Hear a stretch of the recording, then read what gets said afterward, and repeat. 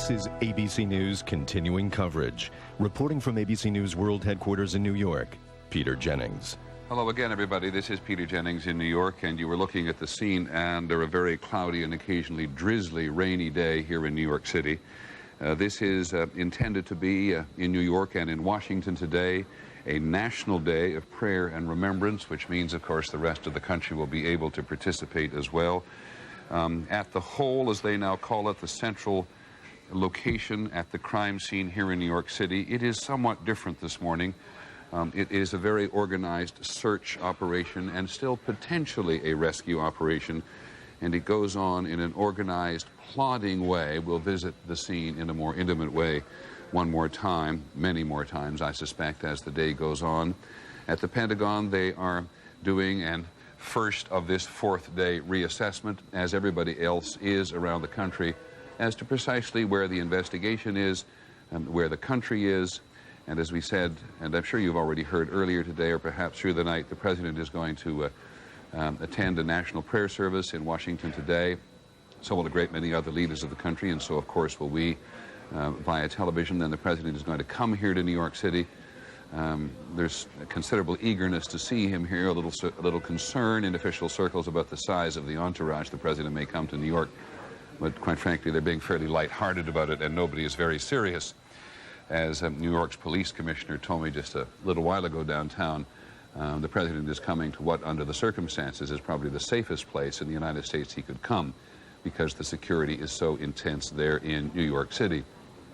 And the various federal agencies this morning are feeling somewhat more relaxed about those incidents at the two airports here in New York last night, at Kennedy and LaGuardia. They do not turn out to be as they were originally reported to us by various individuals in various federal agencies in a very declarative way. In fact, many of the people that they actually arrested when they stormed a plane at Kennedy Airport last night, handcuffed people and took them off, those people in most cases have been let go and turn out to be legitimate travelers, not what officials at various agencies believed they were when they first began to tell us what was going on. ABC's John Miller, who's been covering this this particular story and a great many others, will be here shortly and will bring us completely up to date on precisely what happened and why there appears to have been some really, truly serious disconnect, if you will, by the official reporting procedure here in New York and the Federal Bureau of Investigation and other federal agencies in Washington. So in that particular regard, and because there was and there is still concern that there are other people in the United States at the moment who wish to cause harm to the United States, there is a measure of relaxation in the wake of those two incidents which so traumatized us and many people around the country last night when they were reported first to us and then we reported them on. But as I said, this is intended to be a national day of mourning and prayer, and to that end we'll do what we can in the next few hours to once again bind the country together using television, because it is a wonderful instrument on occasions like this, so that we can all participate. And in just a moment, we'll go to a news conference that's being held by the mayor of New York, Rudolph Giuliani, who's getting tremendous credit in this city for his leadership on this. But let's first go to the Pentagon and John McWethy to get an update on what's happening there. Good morning, John. Good morning, Peter. As we reported last night, there is going to be a large call-up of the reserves, the U.S. military reserves. We have some more details on that. But let me tell you, the way the country looks right now from the point of view of the military and this combat air control, we now know that there are more than 100 U.S. military combat planes that are on strip alert at bases across the country. There are AWACS early warning planes, Air Force and Navy, that are participating in supplementing the radar picture of the United States. For a number of days after the attack on Tuesday, even military aircraft, training programs, etc. in the U.S. military were not flying. It was a total paralysis, except for the few combat planes that were up doing what they were doing and the radar planes. On the reserve call-up, there is going to be a ceiling established of around 50,000. They will not call all of those initially. Within that, apparently the Air Force is looking to bring 130 additional combat planes into the active force from the reserves. All of this will be very labor-intensive. Over the course of the next weeks, you're going to see people in civilian life getting a call, air traffic controllers, mechanics, pilots. They're going to be bringing them in rather rapidly. And then the president is going to have the authority, or he's going to request the authority for a much larger military call-up, which is part of the procedural stuff, but not to be confused with what they're going to do initially. Out of sight of all of the different things we've been seeing, Peter, quite clearly the military is engaged in options planning for retaliation. We are not going to know a lot about that because Secretary Rumsfeld, as you have heard repeatedly over the last several days, has laid down the law to everyone surrounding him here in the Pentagon and around the world. There will be no talking to reporters about operational details. We do know that they've called off a lot of exercises, repositioned some units, and we know little more than that. Just bring us up to date, as we have many times before, on the casualty issues at the Pentagon and the current state of the investigation, and, if I may ask, the status of any, if any, fires. The fires were reported under control again after they broke out. Small ones broke out last night. The casualty figures have not changed at this point. Still, they estimate 190 people, both those who were on the airplane and who were in the Pentagon, are either missing or dead. They continue to recover bodies and continue to move those remains to Dover Air Force Base. What else were you asking, Peter? I'm sorry. About that, I was asking about the investigation at the Pentagon itself and the casualties. Yeah, so I think we're pretty up to date at the moment, if you feel you are. Yeah, I think we are. There's memorial services that are going to go on all day here, Peter. One of them, in fact, is underway in an upstairs portion of the building, so they're doing the planning, they're doing the healing, they're still doing the recovery and the rebuilding, and they're trying to open office space and bring this building into some semblance of normalcy, but it's going to be a while. Has, putting aside the immediate incident, has the normal complement of people showed up at the Pentagon for work today? This is the military, Peter. They show up. Their bosses tell them we're going to, we have new space over in Crystal City, which is near the Pentagon, or somewhere else in the Arlington area. They are at work. Nobody stays home in the military at a time like this. They volunteer. They show up. Thanks very much, John McWethy at the Pentagon. Now I want to go to ABC's John Miller. John, just as you were making your way from one ABC News building to the other, I told people there was a measure of relaxation now in the general intelligence community because after this great disconnect last night between New York and Washington, the FBI, at least, appears a good deal calmer about those incidents at Kennedy and LaGuardia that so many federal officials last night were reporting. Yes, that's true. And as for the people who were arrested, handcuffed, and taken away last night, most of them have been released at this hour. To go backwards through how this started, it began when airline employees notified the Port Authority police that they believed that some people that they recognized from trying to board flights on Tuesday, the day of the hijackings and the crashes, had returned to the airport and were trying to board another flight to California just after New York airspace, in fact, national airspace, had reopened. When police came to investigate, they found that some of those people were carrying multiple IDs. One of them claimed to be a pilot, but his pilot's license didn't match the name on the identification he had booked himself onto the airline with. One of the individuals had volunteered, showing a LAX ID, to be a member of the crew on the plane because they seemed to be short of a crew member. Ultimately, they filled out the crew and didn't have to use him, but all of these things raised suspicions.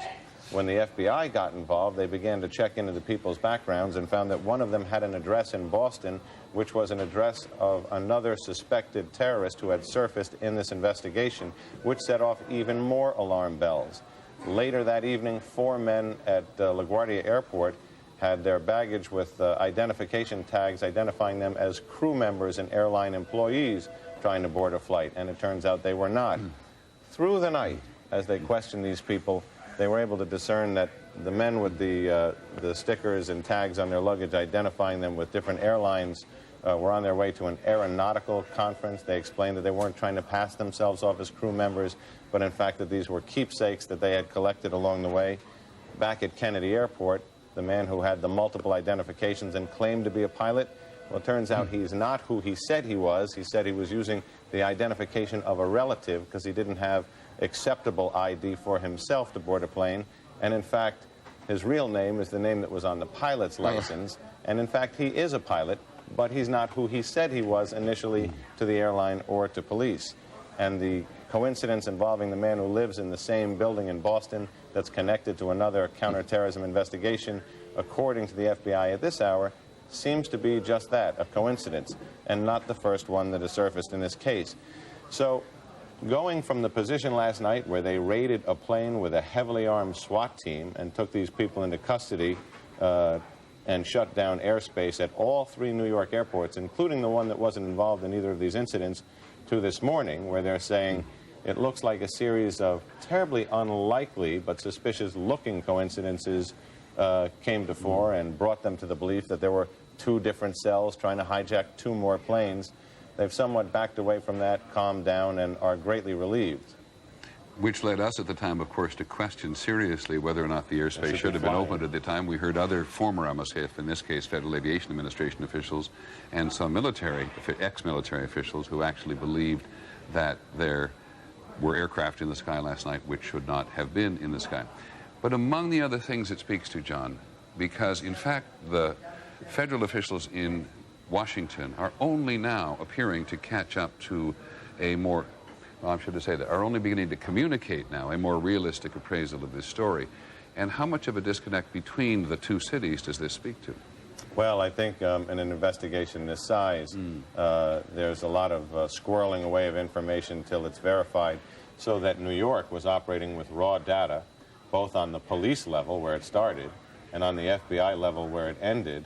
And I think Washington was just a little behind the curve because New York wanted to finish the investigation before briefing them. Although I must say, ABC News was in communication last night with people in the FBI's SIOC, their Special Operations and Information Command Center, and they were aware of many of the details of this last night and were able to verify those details.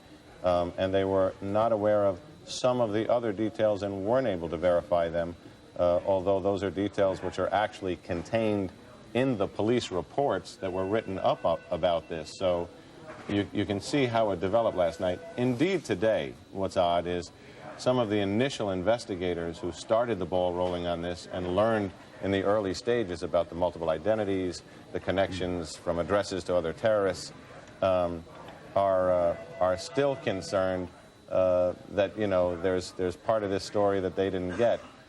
But the federal agents who worked through the night to carefully backtrack and verify these stories are satisfied that what looked to them like a set of 2 hijacking attempts and a coordinated effort is actually not that at all. There are just 2 more things, neither one of them small. In those initial official reports last night, there were mentions that these people on the aircraft at Kennedy particularly had weapons, and there was, I believe, a specific reference to box cutters. No box cutters. No box cutters. Specifically knives was what was in the reports. Knives, you're quite right. And do we believe that now not to be the case?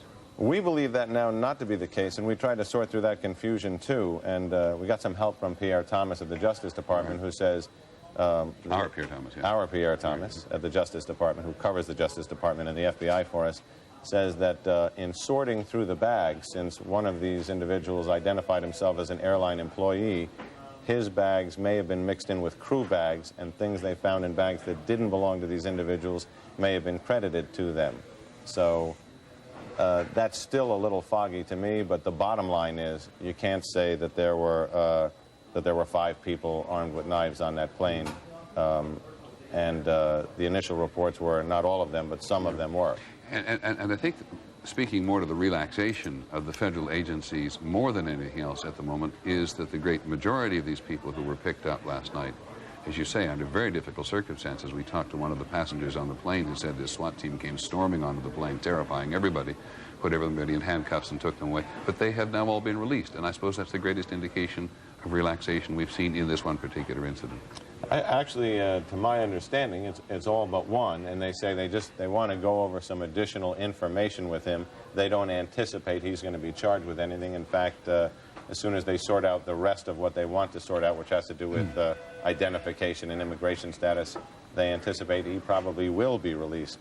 But they certainly don't believe now that he was part of a hijacking while they go through that. Okay, thanks very much, John Miller. Very much appreciate you being with us. This is going to be another, if it's anything like yesterday and the previous days, it's going to be a very difficult day in terms of the investigation generally, but we'll bring you up to date on that as quickly as we can.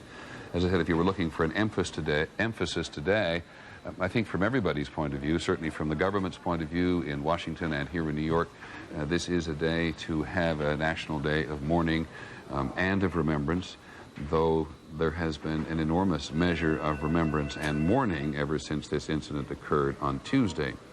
But John's report takes us automatically and immediately to ABC's Lisa Stark, who I think is still in Seattle. I am indeed, Peter. You are still Good in morning. Seattle, still far from her home base, and I might say your children. It's true. Of which I know you're very conscious. When you and I last talked last night, there was deep concern on behalf of some officials, both intelligence officials and airline or former government airline officials, about whether those planes should be in the air. Is the system fairly relaxed today? I would not call it relaxed. I know we are now saying that thankfully it appears those incidents were not attempted hijackings again yesterday at LaGuardia and JFK Airport, but there is still a very heightened state of concern. As you know, security is extremely tight. They're telling people to get to airports at least 2 hours before any domestic flight, at least 3 hours before any international flight. And we also understand that the airlines are pushing very, very hard for very detailed intelligence briefings from the government. They want to know everything the government knows so that they can do the best they can to ensure there's no repeat, obviously, of what happened on Tuesday. I suspect, though, in one instance, Lisa, people could feel good about last night because, sad as it may be for the people who were taken and then released, the system worked. The new imposed security did pick people out for fairly obvious reasons. Absolutely. That's what I heard last night, both from government and industry sources, that look, we have security measures in place. They've identified certain people we're concerned about. That is what we are trying to do. Peter, everyone we've talked to about the kind of security that you would have at an airport indicate to us that, as you well know, you can never be 100% certain that you've caught everyone. But what they say is that you can make it so difficult, so onerous, that anyone who does have something nefarious in mind will have to go through such dramatic planning that the intelligence community will hopefully pick up something beforehand. And that's one of the things, especially with this heightened state of alert, one of the things I think the airlines are counting on, and one of the reasons they're looking for very detailed information, intelligence information from the government. Okay, I think we've talked about this incident for the moment. Now tell us about air travel in general in the country. What the airlines are saying today is they hope, and I'm going to stress the word hope again, to be at 50% capacity today. They hope to have about 50% of their flights running. We have no idea, obviously, if they'll get anywhere near that number, because a number of airports are still shut down entirely. But that is their hope today. It will no doubt be another chaotic day, I'm sure, at the airports. But people are getting out, flights are taking off, and the system is at least operating at some level today. Okay, thanks very much, Lisa. We'll come back to you on a regular basis. I want to go now to Terry Moran, who is our White House correspondent, our senior White House correspondent, who is at the National Cathedral in Washington, where not long from now there will be a national service of remembrance and mourning. Terry.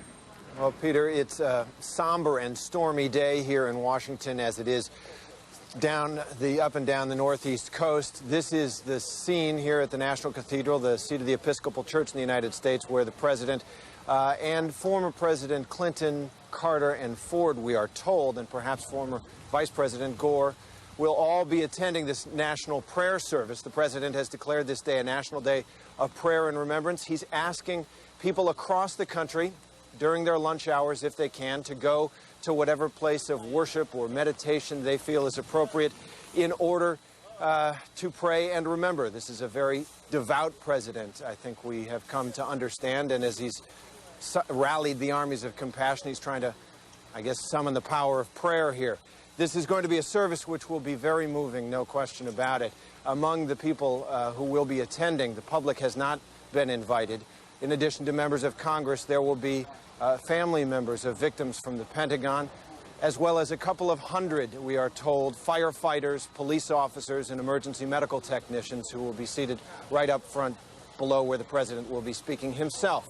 The Reverend Billy Graham, America's pastor he's sometimes called, will be speaking. We're told that President Bush himself requested that, and that the president, despite all of the urgent business he's had to deal with, has been involved, as has the First Lady, in planning this ceremony. The White House believes this can be a moment for the country to come together in the profoundest sense to meet the attacks and the threat that has come to us.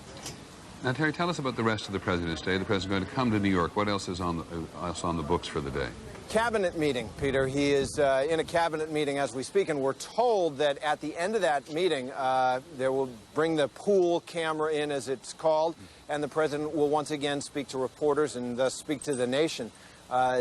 He is going to be in New York and will be leaving directly from the prayer service for there.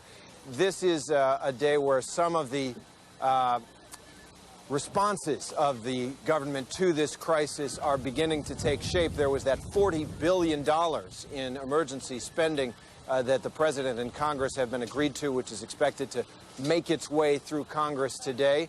And they are also working, the White House and Congress, on the precise wording of a resolution which would authorize the president to use force in responding to these attacks. So the affairs of state go on. But there's no question, Peter, that the people who are working with the president say that he himself has mentioned several times this service, this moment today, is very important to him and to the country as it responds to these crises. Now, tell me some personal things if you can. How much sleep did he get? Do we have any idea? Well, he has been keeping a pretty regular schedule. This is a man, as we came to know during the campaign, who is early to bed and early to rise. The lights go out in the residence at the White House shortly before 11, between 10 and 11 usually, and he is in the Oval Office every morning, we're told, shortly after 7, usually up, he says, between 5:30 and a quarter to 6. I can tell you the staff is working around the clock. As late as I was there last night. You were there late. National security staff was as well. And so he is getting his rest, but he is certainly putting in more than a full day's work. Okay, Terry Moran, thanks very much. Look forward to talking to you many times in the course of the day. Now let's go downtown New York and BBC's Bob Jamieson. Bob? Here we go. We gotta go. Peter, we have now begun down here. Rescuers have now begun the 4th day of round-the-clock search operations. Mayor Rudolph Giuliani this morning said that already more than 10,000 tons of debris have been removed from the site of the World Trade Center. The only thing that has changed here today is the weather, and that has changed the search operations fairly dramatically. It has slowed them because of wind, and slowed them also because the rain, which has fallen here for about the last 8 hours, has made the debris much heavier. It has made the ash and the pulverized concrete wet much heavier, much harder to remove. On the other hand, it has cleansed the air a bit. The particulate matter, which has also been a problem for rescuers, is gone, at least for the moment. And new tests, interestingly enough, yesterday said that showed that the fear of asbestos pollution was much less than originally thought. They've been testing dust that has collected in various parts of the city, and there turns out to be less asbestos than they first feared. Thanks very much, Bob. It is certainly true that anybody who goes into the neighborhood down there, as soon as they get, and the closer they get to what is called the hole, where you see this army largely of firefighters and other relief volunteers working, everybody is handed a mask immediately. so that if you go in there. But the truth of the matter this morning, for those of us who were down there even before dawn, it isn't altogether necessary, certainly if you're going to spend a short period of time. And here's an interesting observation, and I grant you it is only one individual's observation. We worried a lot yesterday as we looked at the immensity of the damage on television, whether or not we were getting a fair representation on television of actually what it looked like in person. And of course, you don't get the sense of intimacy that you do on the ground, but mostly it looks pretty much as we see it from our various camera perspectives, though for example, large elements of that bridge across one of the streets downtown have been removed overnight. The equipment you see in some areas is much, much heavier at the moment, but we'll come back to that throughout the day. I have to tell you, most of all, the impression one comes away with most is there is not much enthusiasm down there. And as we've told many people many times, people have survived under tons of rubble for lengthy periods of time, but talk to anybody on that search and potentially rescue operation this morning, and they are just simply digging, not thinking much about anything other than that. We are joined briefly now, because he certainly has other things to do, by Dean Nathan Baxter, the Dean of Washington Cathedral. Good morning, Dean Baxter. Good morning. Good morning. Thank you very much for your time. What do you hope will be accomplished in this national prayer service at the cathedral today? Well, I think the desire of the president, and certainly our desire here at this cathedral, is to provide an opportunity for the nation to collectively continue its grief, but to do so in the context of prayer. Prayer has a way of helping the healing process as we all draw upon our faith. There will not only be Christians leading the service, but leaders of Islam, leaders of Judaism will join with us in offering prayers from their tradition. So we hope it will begin the healing at a spiritual level. And secondly, we hope that it will give grace to us and to our leaders as we seek ways to respond, that we do so with justice in mind and not purely revenge, that we do not become the evil we deplore. Dean Baxter, this is an Episcopal cathedral, the National Cathedral, but it is so often the site of ecumenical experiences. Yes. Did you go out of your way today, or was the president interested in going out of his way today to make sure that representatives of Islam were there as well as members of the Jewish faith?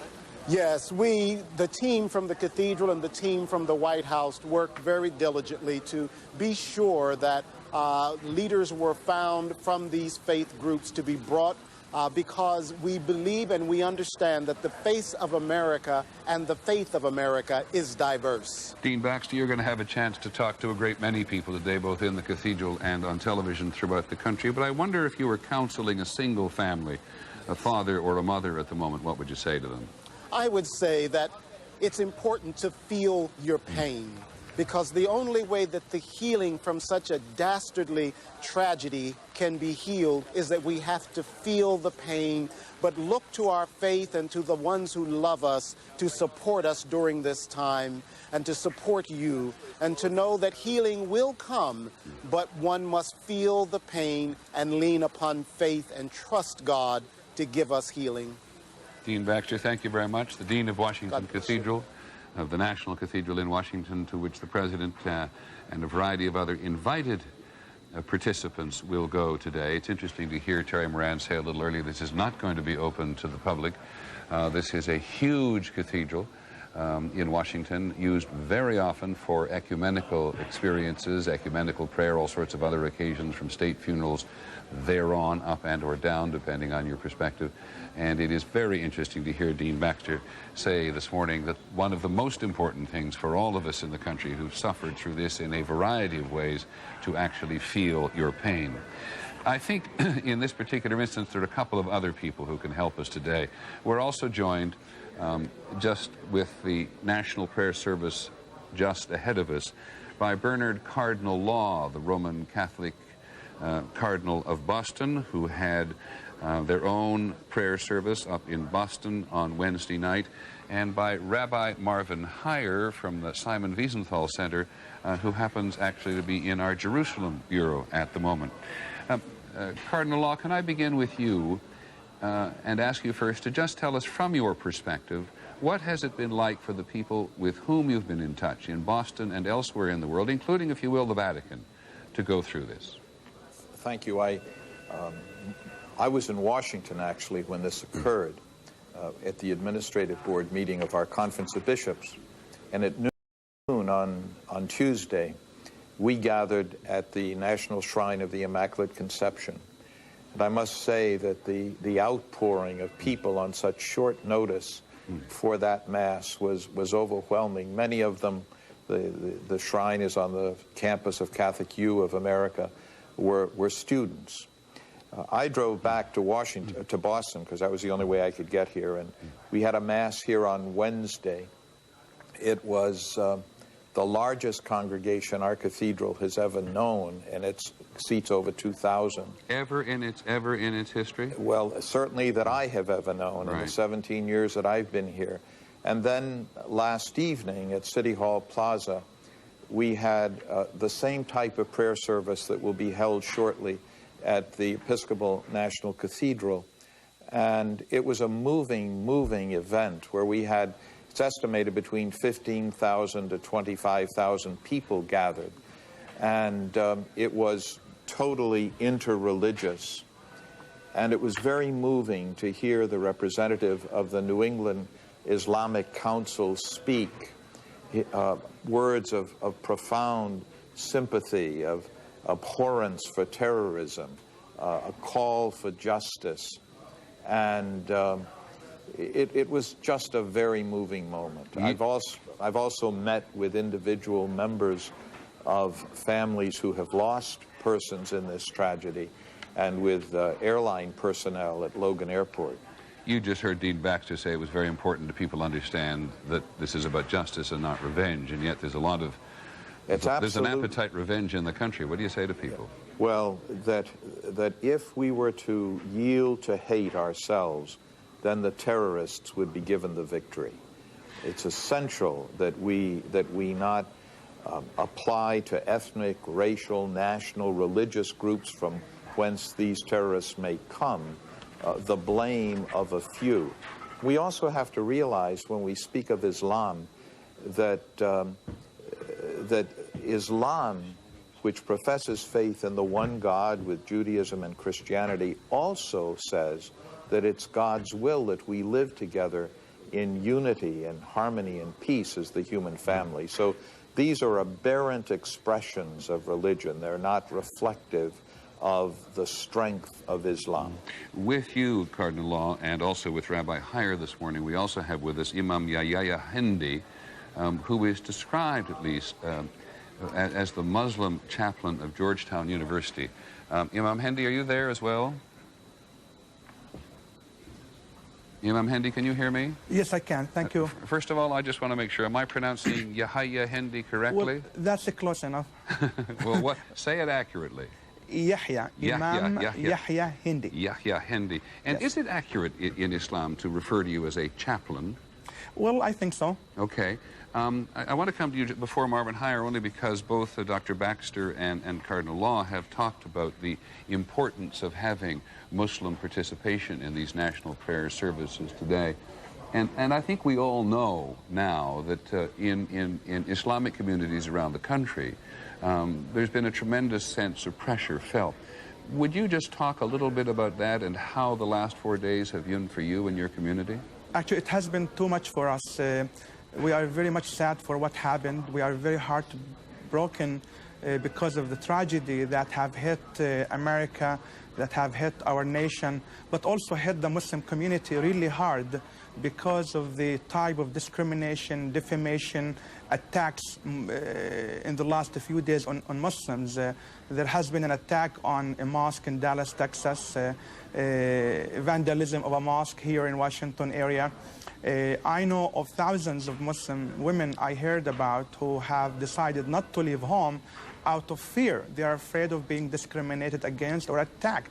There have been cases of attacks on Muslim women who can be easily identified in public spaces, attacked physically, attacked verbally, and people seem to attack Islam and not realize that Islam is a religion of peace, and it is a religion that calls for coexistence and peaceful coexistence with everyone around us. I wonder if it's perhaps a good idea for you and I to talk separately about the individual attacks on Islamic communities here today. But let me ask, because I want to talk to Rabbi Heyer as well. Sure, yeah. Let me ask you first about the value to the Islamic community in the United States of this National Day of Prayer. Well, the Muslim community has already declared yesterday that this will be a national day of prayers for Muslims. Today is Friday, and Muslims nationwide in all of their mosques will be mourning the loss of our brothers and sisters in the American society, our society and our nation, and we will be praying for the healing and for peace and for the prosperity of the society. I myself at Georgetown University in a few hours from now will be leading not only a Muslim Friday service, but we will be joined by clergy from Washington, D.C., rabbis and ministers and priests and monks from different religious communities to make sure that we send a message out that we all are against terrorism, against violence, and we want our society to be prosperous in the name of peaceful, divine faiths. Let me come back to you in just a minute, but before I let you go this first instance, I think I know the answer to this question, but what does your yellow ribbon signify? Well, we used this yesterday. We had an interfaith service yesterday with 1,000 people attending it as a symbol of sadness and a symbol of prayer as well for what is happening. Okay, I'll come back to you if I may in just a moment, Imam Hendy, but I want to talk very briefly to Rabbi Marvin Heyer from the Simon Wiesenthal Center, who is, I believe, you're in our Jerusalem Bureau. Are you, Rabbi Heyer?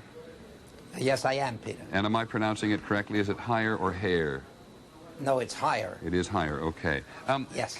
Can I ask you, if I may, what you think the true value is of prayer under these particular circumstances?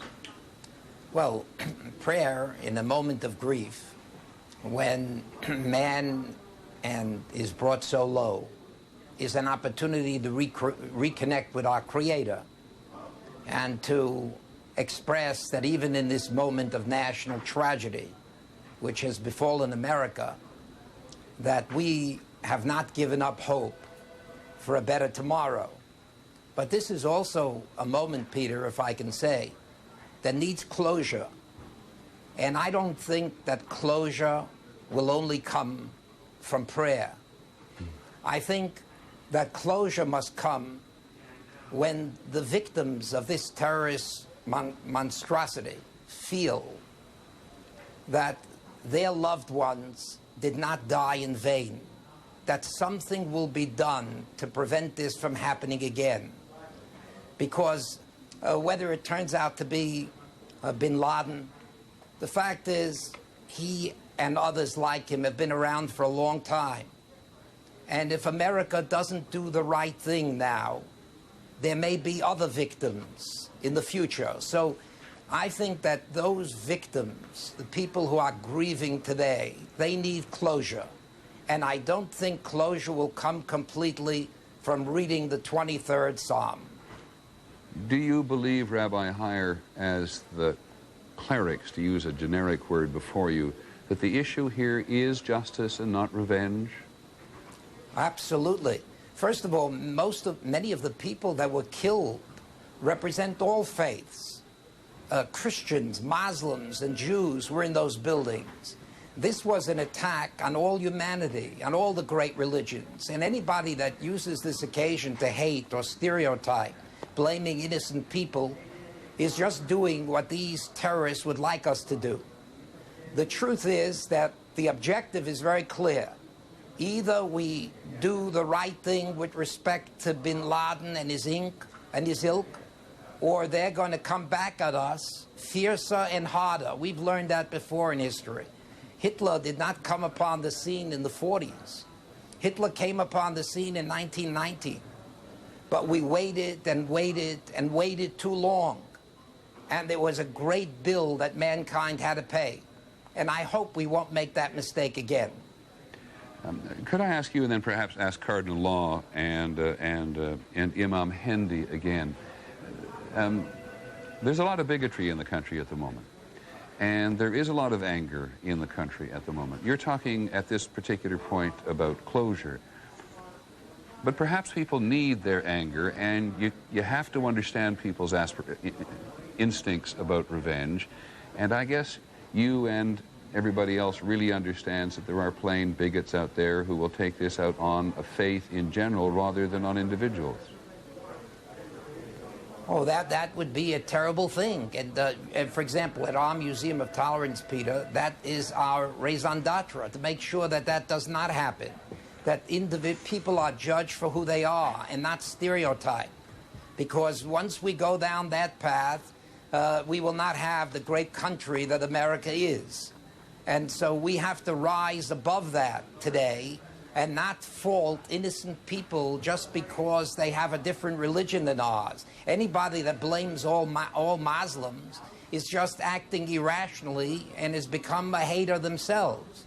But we should focus on the terrorists, on the perpetrators. And when I said that there isn't going to be any closure, of course faith helps. Without faith, I don't see how I personally could exist as an individual.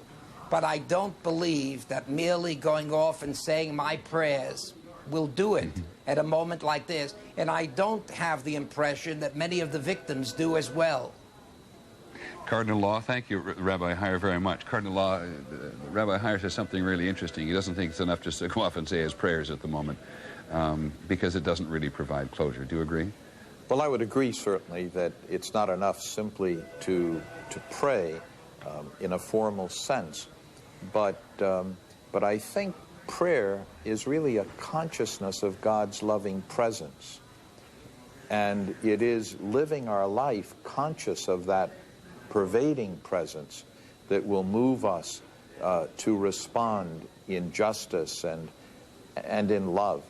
You know, I think you're right that there are those out there who respond in a bigoted way, and the instances that we heard of earlier are absolutely reprehensible. But what I saw yesterday at City Hall Plaza in Boston, with thousands of people, Muslims, Jews, sheiks, Christians, Buddhists, and people perhaps of no religion, gathered together, that is the strength of this country. And we're not alone. I got a call this morning from Archbishop Sean Brady, who is the Archbishop of Armagh and the Primate of all Ireland for Catholics, simply to express his solidarity and the fact that throughout Ireland this is being observed as a day of prayer. The Vatican today at noon, in all of its offices, stopped and joined in prayer to be in solidarity with us. I received a call from the Bishop of Lourdes in France this morning to say that throughout France, all of the shrines of France are tolling their bells and praying. So there is a way in which prayer draws us together into, please God, into His will, which is that we live as a human family. May I say that I think what you all are doing in the media is extraordinary in helping to bring us together, not just as a nation, but as a world. And if you could focus more and more on the real spirit of this nation and reflect that on the screen and in your voice, I think that will go a long way to avoiding what all of us want to avoid, and that is giving the terrorists the victory by resorting ourselves to hate. Cardinal Law, I have a personal rule of interrupting people the moment they compliment the media, but I certainly take to heart exactly what you've said about focusing on the spiritual dimension of the country and this today. Thank you both very much, you and Rabbi Heyer. I have one last question. Thank you very much for joining us. Thank you, Rabbi Heyer, as well. I have one last question for Imam Hendy, just before you go, because I know you also have a busy day. Tell us in a phrase, because I'd like to go around the world now and talk about spirituality and mourning and prayer in a larger extent. Perhaps you'll come back and see us at some point. Why? We know the minority groups are always being picked on by some ignorant people in many cases. But why do you think in the United States it has been so difficult for Muslims? Have many of us not just been very good in educating the nation about Islam? You know, I believe that ignorance is our most dangerous enemy as a human beings. There have been too much ignorance in the American society, and it is my society, about Islam. But I also believe that Muslims need to take that further step to reach out to their neighbors, to their classmates, workmates, and teach them about the peaceful message of Islam. But also America needs to open up and listen to what Islam has to say, to what Muslims have to say, and what we can do for America. And I think we have a lot to do. And I'm saying that not only as Muslims, we have a lot to do with our Christian brothers and sisters, Jewish brothers and sisters, with our American citizens, regardless of their background. So it is about being willing to open up and reach out. Imam Yahya Hendi, thank you very much. Thank you for having the me. Muslim chaplain, he accepts being called a chaplain. That's just interesting, at Georgetown University in Washington. Thank you, and thank you, Cardinal Law, and thank you, Rabbi Heyer. And Cardinal Law, who very much touches on the universality of this, at least geographically, overseas today throughout Europe and in other parts of the world, there very much was a sense of collective mourning for the United States. At St. Paul's Cathedral in London today, there was a national prayer service as well. And St. Paul's Cathedral, which has been a very intimate and familiar place for Americans, particularly ever since World War II, all sorts of people, including Her Majesty the Queen, there in her black hat, along with the Dean, actually, of St. Paul's Cathedral, who has held any number of memorial services at times of tragedy throughout St. Paul's history, were all there today. The British Prime Minister, Tony Blair, and his wife, Cherie, were there. It was Prime Minister Blair, these are various members of the British parliamentary delegation who were there. It was Prime Minister Blair who very early in this indicated very powerful solidarity between the British people and the American people under these circumstances, and who spoke so hardly, or how forcefully, about the indifference of the people who committed this act. Let's just listen for a second.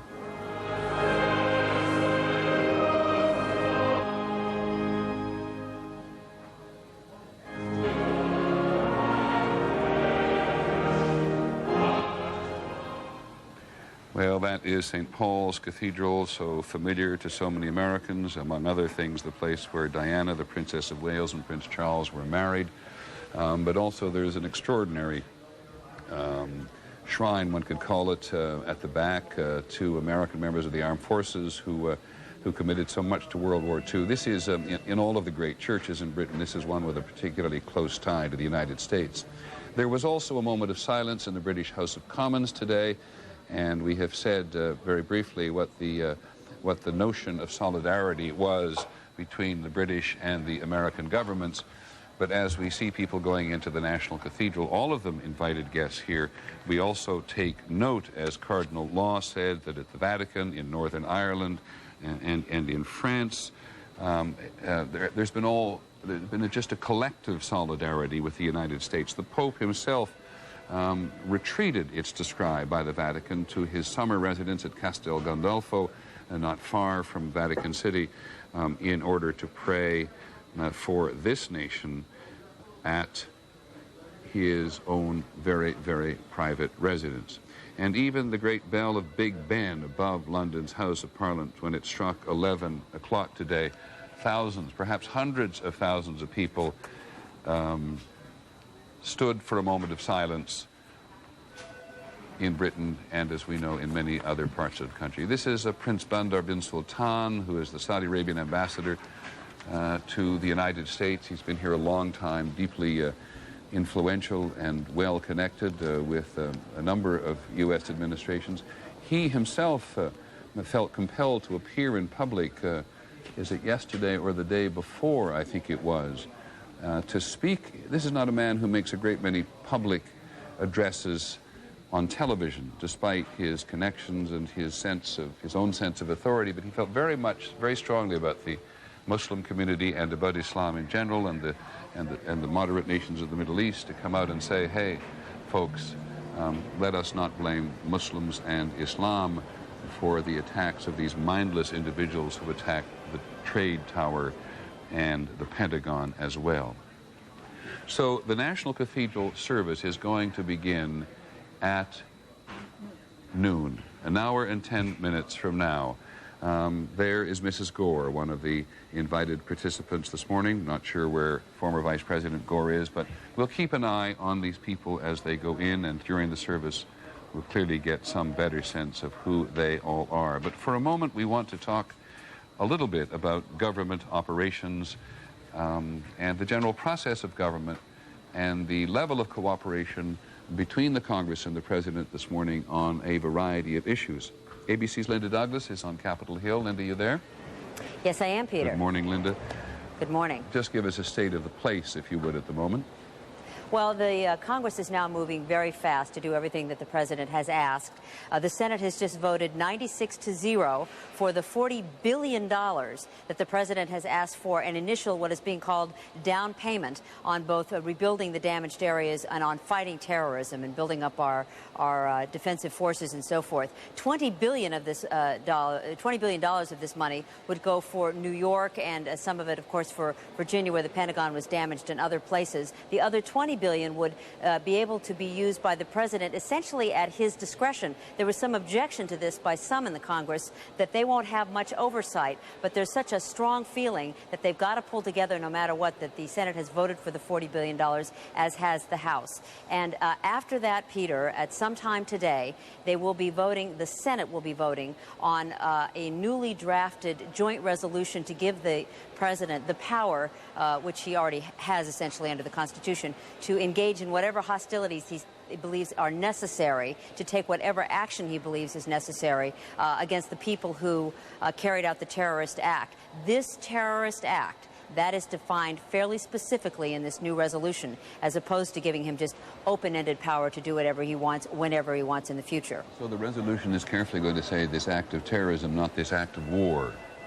That is correct. This is not being called a declaration of war, an act of war. It is being called an act of terrorism, and the resolution acknowledges that the President already has the power to defend the country, to protect the country against acts like this under the Constitution. It simply gives him the congressional imprimatur to go forward. It was some members of the House and the Senate who very early on emphasized the nature of this as being an act of war, and the moment that word emerged, Washington got itself into a political and constitutional wrangle immediately. I wonder if the general mood of the Congress has changed from war to terrorism, and they are, of course, politically different.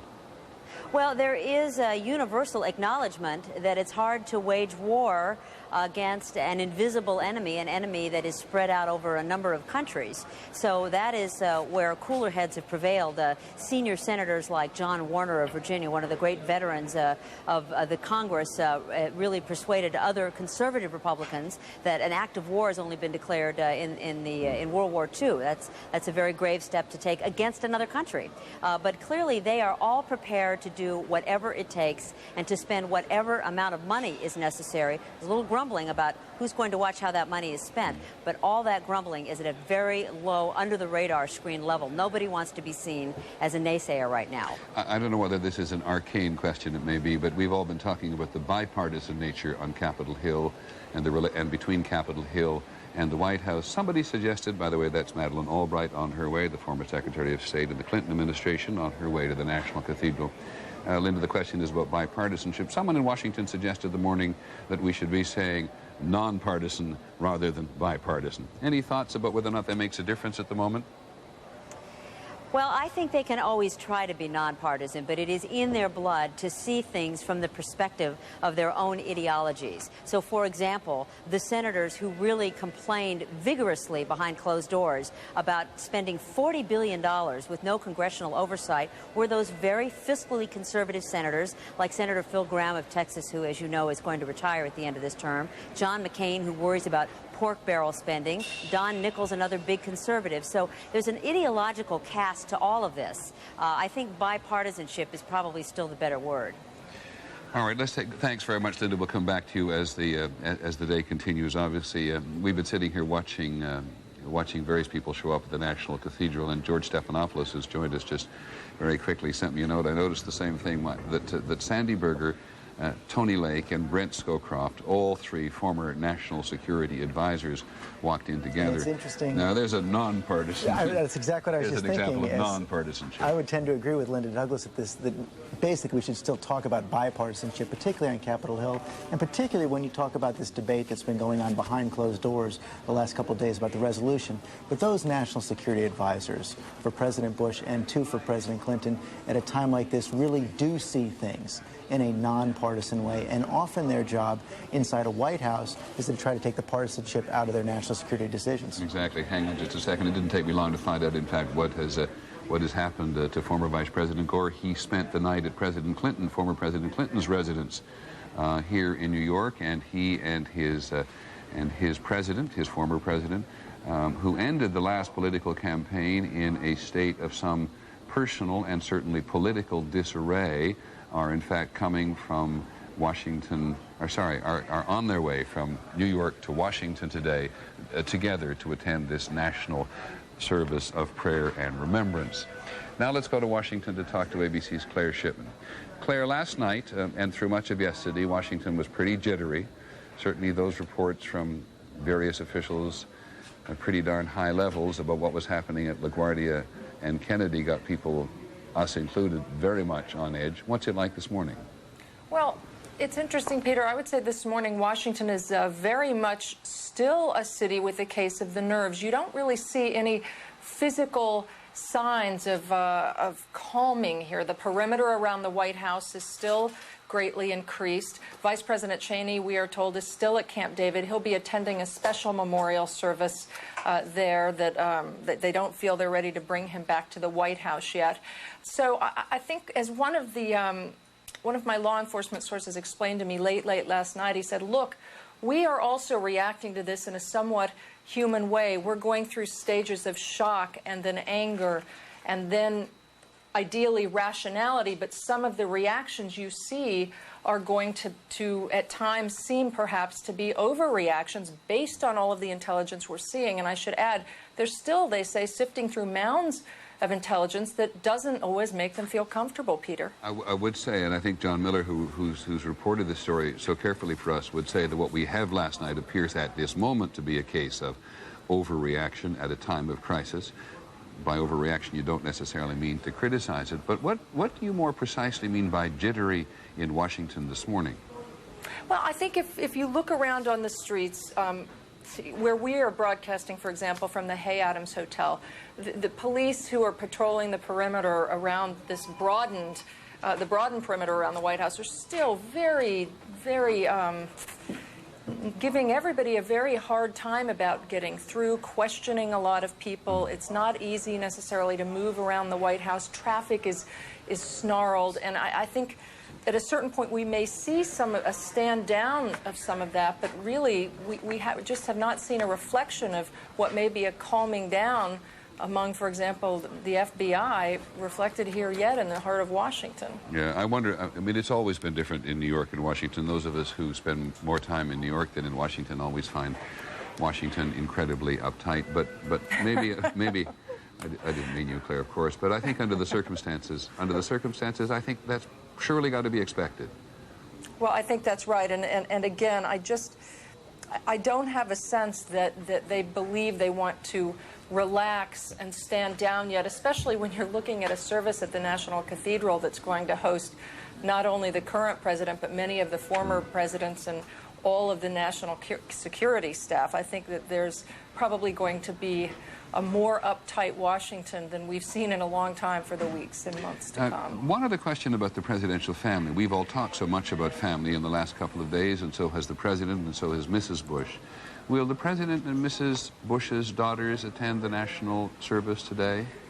You know, we've been trying to ask that this morning. I haven't been able to get an answer as to whether the daughters are going to attend, or Mrs. Bush for that matter. They've been quite, I guess, obviously restrictive with that sort of information because they have all of them under increased security now that they don't want to give us the details of, and certainly the daughters have never been a subject that they want to discuss very much.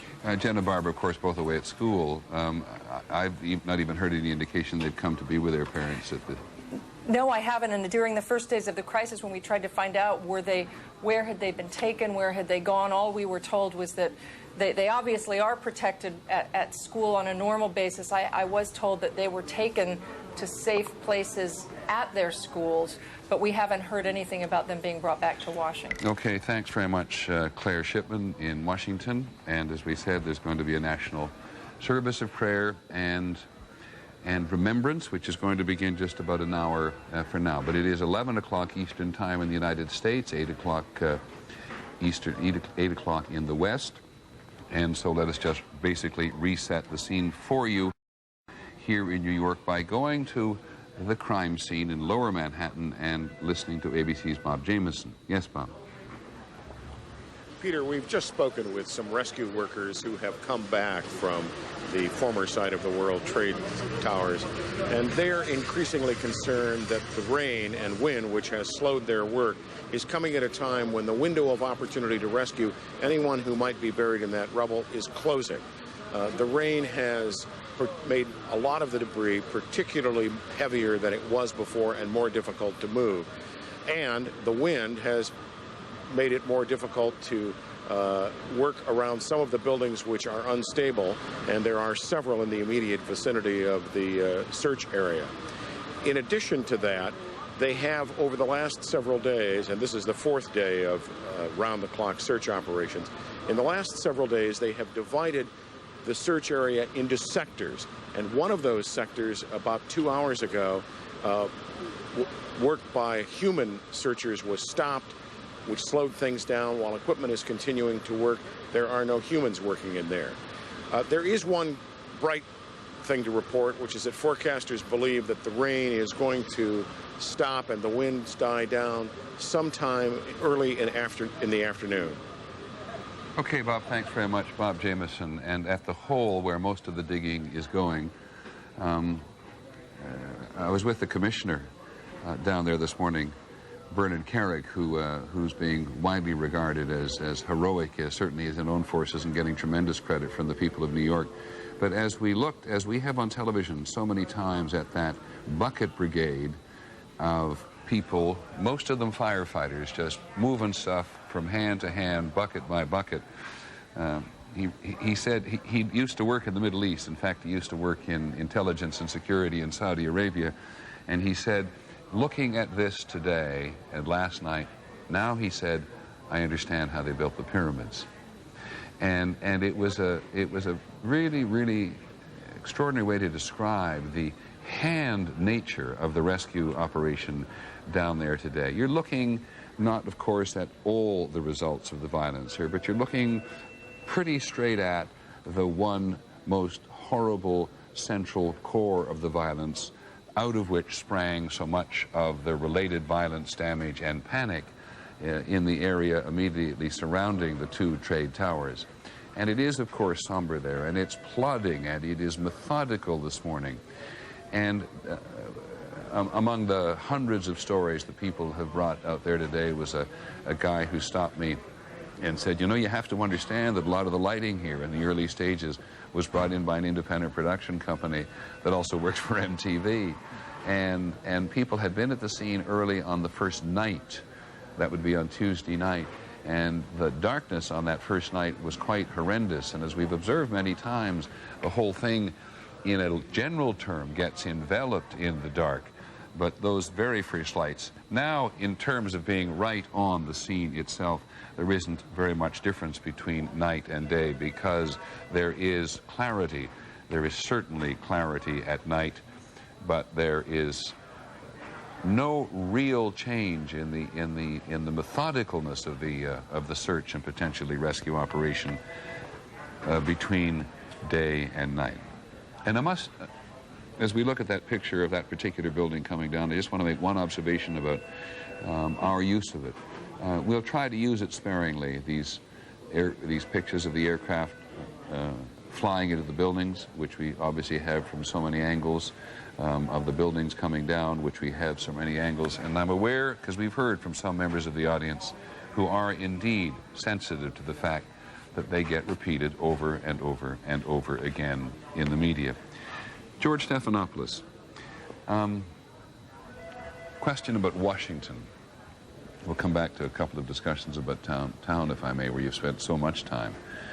The value of and the longevity of bipartisanship or non-partisanship under circumstances like these, even in their extreme. Well, I think it will certainly last for an awful long time, and no one, not only, this is different actually, I think, from other crises, Peter. Often you see in Washington this pretense of bipartisanship or non-partisanship. I think in a case when you have something of this magnitude, it actually is real. On the other hand, that doesn't mean unanimity. And you got hints of that in Linda Douglas's reporting. And from what I've heard of some of the early discussions on the resolution on whether or not to give the president, how to authorize the president's use of force, there was some real concern among members of Congress from both parties that you would be giving the president far too much power for far too long a period of time over too great a territory if they approved the first resolution he asked for, and members came together in a collegial way to discuss those problems. This is very different from the last time Washington had to consider a real act of war, which is not a declaration of war, but the Persian Gulf crisis in 1991. Do you think there's been so much struggle over the War Powers Act ever since the Vietnam War that any president under these circumstances might use the opportunity? Perfectly logical to try to resolve that to some extent by accruing more of the authority in the White House. My reading is, and I'm sure you'll get some disagreement from others on this, that's been taken care of by events. Basically, every president since the War Powers Act went into effect has not really recognized it, has used it, has tried to get the authorization if they can, but they've always been very careful to say we're acting, or the president is acting on his own authority and doesn't necessarily recognize Congress's power. And of course, the Supreme Court doesn't want to touch it with a 10-foot pole. No, all they've done is recognize, they did outlaw the veto provisions, the legislative veto provisions of the War Powers Act, but they really don't want to touch the heart of it. There's invariably talk about the president's leadership on an occasion like this. I noticed in the latest ABC News poll, and we have done two since this event occurred last night, that his approval rating was at 91%. And that number is the exact approval rating his father had in the Persian Gulf War, at the height of the Persian Gulf War, and I think that's about a 30-something, probably 38-point rise for President Bush since the crisis began. That will last for a very, very long time. I mean, I was talking to a very partisan friend of mine this morning who said... Which partisan? A Democratic partisan who said, listen, my entire being is not used to pulling for a president. But even I this morning have to pull for a president. People need their president to do well. I wonder how people in the country could not be pulling for the president.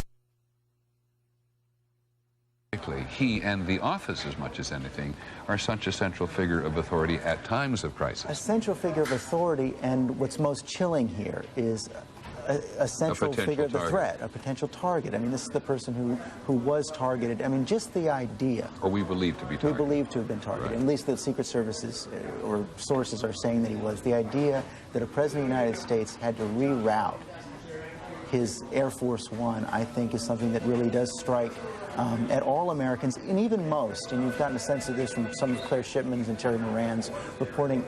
As someone who worked in the White House, I can only imagine what it must have felt like for those who've had to stay in the White House over these last few days when they know and are acutely aware that the president and the vice president have been separated. And you know there's only one reason for that. John Miller is still with us on the subject of investigations. Do you have any sense in talking to the many people you do in the course of the day how it's going? I think the public has some sense that at least in the initial stages, we have no idea what's happening outside the country and how the investigation is moving it out and who may be ensnared by this in the next couple of days. But there are very strong indications from a variety of sources in the government in the last 12, 14 hours that they're getting closer to being in a position to actually naming somebody and not necessarily under public pressure. No, and I think that they're looking to overcome a certain hurdle. Osama bin Laden has always been their leading suspect. What the White House is asking for from the FBI and the intelligence community is, can you give us enough from your raw data, your raw intelligence, that we can disclose?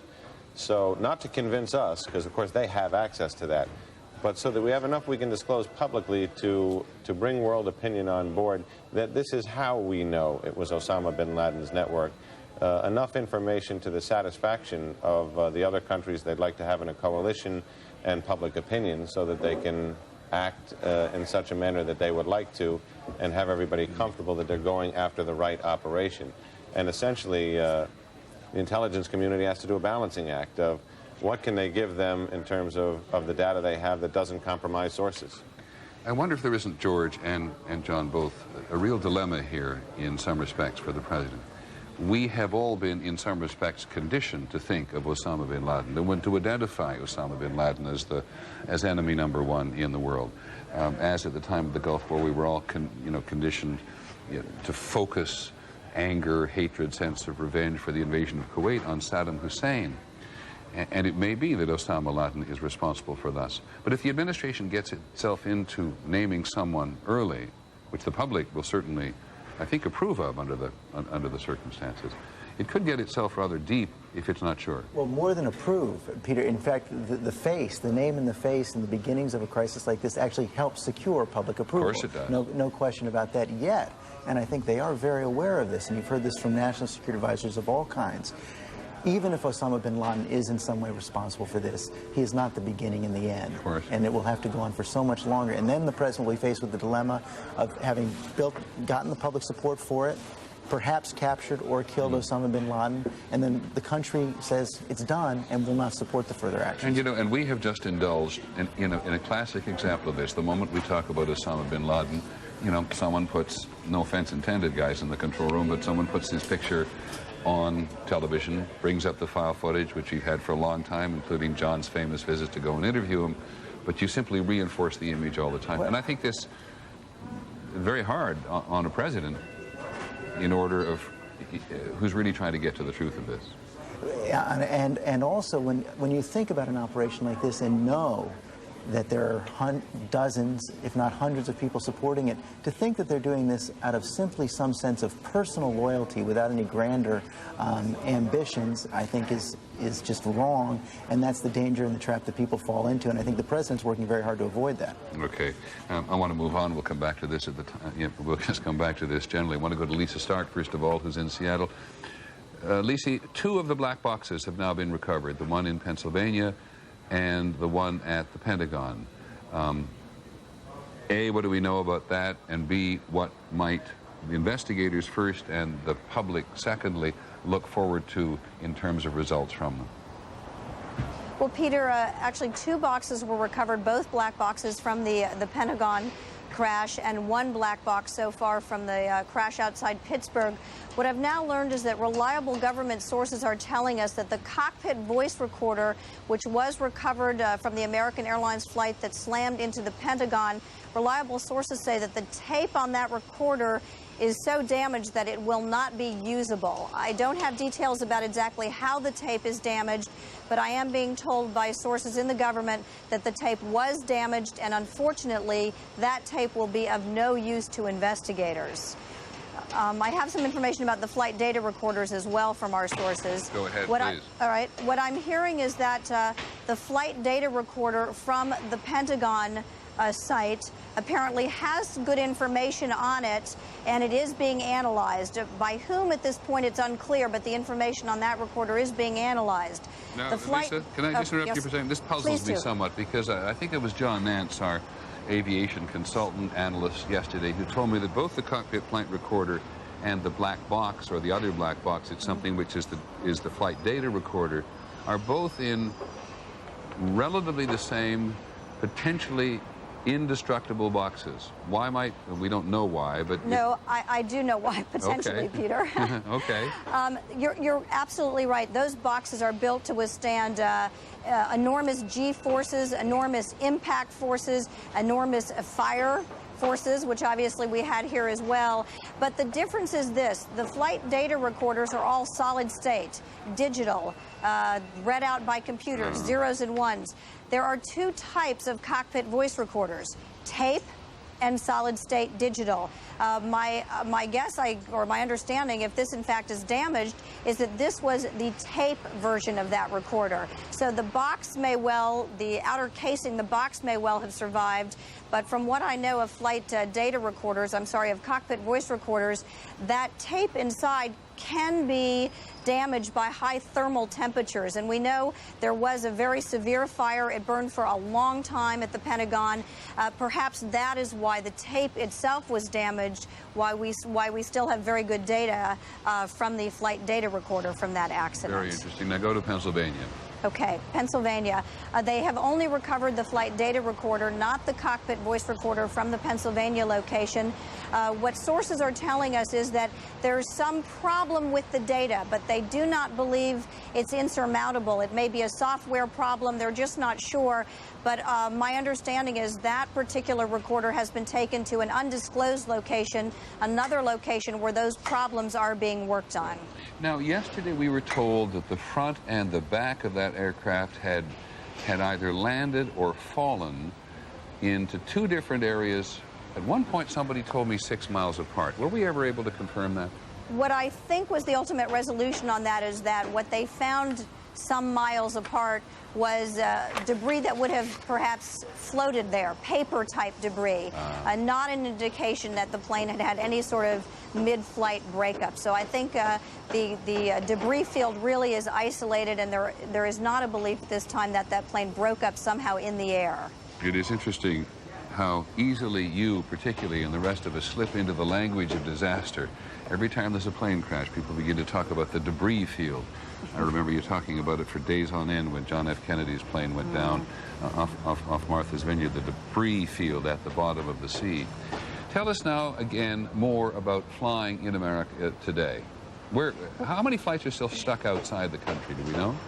I don't know. My guess is that most of those flights, if not all, have returned from Canada. I do know that there were about 7,000 commercial departures yesterday. Some of those may be a flight that had continuing departures throughout the day, and they count that as more than one departure. But about 7,000 commercial flights yesterday compared to about 25,000 major commercial flights on a given day. Today, the airlines are saying they hope to have about 50% of their schedule operating. We'll see if they're able to do that. As we've mentioned, a number of airports remain closed, including Washington's National Airport. And Peter, there's apparently quite a debate starting about whether that airport should ever reopen because of its proximity to the White House, the Pentagon, the Capitol, all of those key government buildings. On the issue of National, first of all, yes, indeed, as you say, it continues to be closed under the circumstances. The idea of closing National on a full-time basis, and in this instance, and look out at the corner of my eye, George Stephanopoulos, is an impossibility.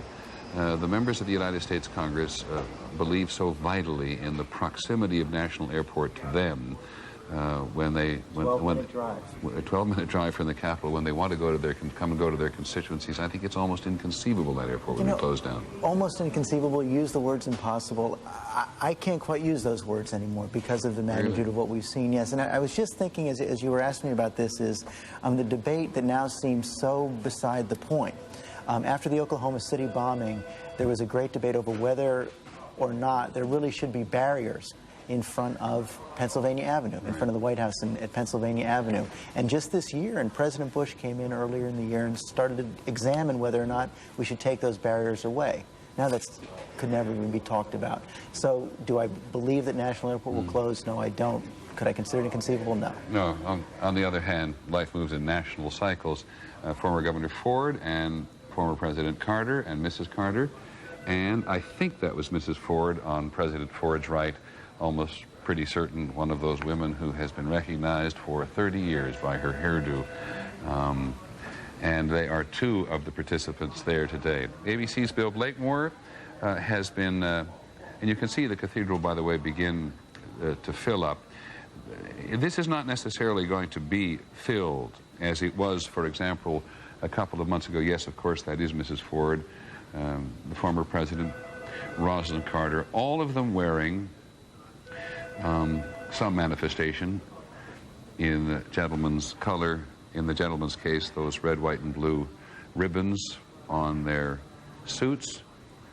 Both of them now active in retirement, very active in different ways, at the front of the cathedral, preparing for the president, various White House aides, who are here trying to figure out where various members of the first families are going. President Carter, very active in the search for peace. I'm sorry, I do not recognize that individual. President Carter, very active in the search for world peace and the resolution of various individual and national crises around the world. President Ford, there's Don Rumsfeld, the Secretary of Defense, with whom the country has become, like all government officials, even more familiar in the last several days. And President Ford, who has not been perhaps as well as President Carter and who has some issues of mobility. He's always had bad knees from his days of playing football and skiing, and he's very active on a number of boards in the country. He and his wife live in Colorado, at Vail in Colorado, travel quite a lot, and the president does some lecturing, but he less engaged in the what one might call the ex officio government role that President Carter is involved in. You might ask, by the way, why we continue to call this the National Cathedral. This is, of course, a church that considers itself a great church for national purposes. And it was proposed by Pierre l'Enfant, who was the designer of Washington in 1790, and as part of his plan for Washington. Thomas Jefferson, of course, didn't necessarily agree with that, and the actually U.S. Patent Office now occupies the site where l'Enfant had envisioned America's version of the great Cathedral of Notre Dame in France. But what the church's interior does, anybody who's been to it, and it's an extraordinarily popular place to visit for tourism, for tourists, let alone for services in Washington, is that it celebrates the country's as someone put it not long ago, the country's secular saints. There are statues to George Washington and Abraham Lincoln, and there are honored spaces in the cathedral for Martin Luther King and for Robert E. Lee. And in one of those great stained glass windows, I can't remember it's this end or the other end, there is one of them contains a piece of moon rock which commemorates the first manned landing on the moon. It is quite an astonishing place, really expensive to keep up. General Shelton, the former chairman of the Joint Chiefs of Staff, the outgoing, to be more precise, the outgoing chairman of the Joint Chiefs of Staff, who, among other things, I believe, I'm not absolutely certain of this, but I think is going to participate with us on Saturday morning in a program that we are doing for children. I saw his name on a list last night of people that we had invited, and I thought I saw an acceptance. If I didn't, I hope he and his staff consider this pressure to come and join us, because he's awfully good at talking to people. The Mayor of Washington, Anthony Williams, coming in as well. So what we're seeing today is an invited audience of the Washington National Establishment. As elsewhere in the country, the nation also comes together. Here's ABC's Bill Blakemore.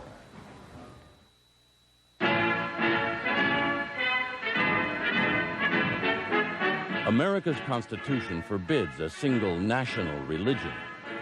But when the nation as a nation is hurting, then prayer, music, song, unified silence, that most dignified of honors that says the loss and the meaning are beyond any words, all unify us. And each person who feels that unity with fellow citizens can take strength from it.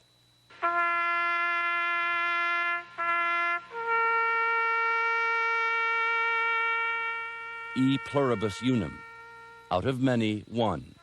Strength in numbers made dignified. Suffering born together. Where the national fabric seems torn apart by death, by act of violence. Challenger, go at throttle up. The national consciousness, our awareness of our dependence on each other, is intensified by these ceremonies. We're gathered here today to honor the memory of our fallen friends and teammates. In a country where people are free to worship and grieve and pray in their own religions, Few complain when a sort of national religion also briefly emerges. We pray this morning for our dead astronauts.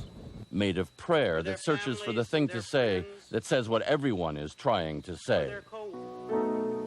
Goodbye. Of music that seeks to express what everyone is starting to feel. Our hearts, you are the grace that placed yourselves. Of ceremony that manages somehow to capture our common grief and to stand for the actions and the will that we all want.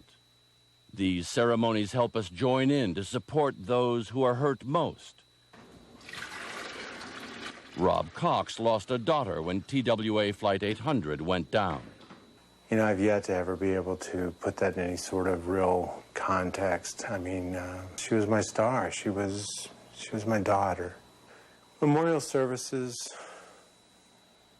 do help in as much as they bring you together. They allow you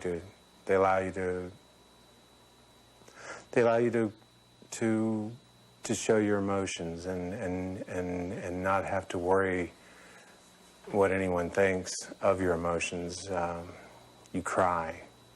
Everyone cries. And everyone wants to help. And while it's not always possible, because, you know, everybody's loss is different, but it does help. It's good to know that people care. And yes, I did feel that the country was behind me. And when we support those hurt most, it can help the hurt we may feel too. I'm in so much pain right now. I just can't understand why something like this would happen. These national ceremonies acknowledge that there are some things no one can control or understand. For all our strength in numbers, some things are beyond us, not just the power of death, but several kinds of loss. Loss of beauty, loss of power, loss of innocence. So we instinctively acknowledge to each other with these ceremonies that we're all in the same national boat, together on the same, sometimes dangerous sea. Psychologists tell us that when people keep feelings in, they become anxious, crippled by depression. So psychologists like these ceremonies. It's an event that everyone could share together, that everyone is involved, seeing it, experiencing it. Again, people, when some event like this happens, people do not want to be alone with it. People have had a need. This is something we've seen. People have had a need to be with other people, to share their feelings with other people. Even when we've had to face ourselves, find the enemy is us, one of our own. Oklahoma City, Columbine High School, terrorism and insanity homegrown. Even then, we make it a national ceremony that says, we own this, we can face this, we can learn. And above all, these ceremonies remind us and reassert what we value most. Each other, our loved ones, our families, our friends, and the security necessary for those loves to exist freely that we get from our trust in nationhood. In part, it can be as simple as this. If the death of a leader, the disappearance of someone who held us together, makes us feel alone, we look around at the ceremony and feel less alone. Oh, say does that star... These national prayers don't say we understand everything. They say we're together. We will suffer this together. And as now that when our security is shaken, we can rebuild it together. Bill Blakemore, ABC News. And the home of the brave.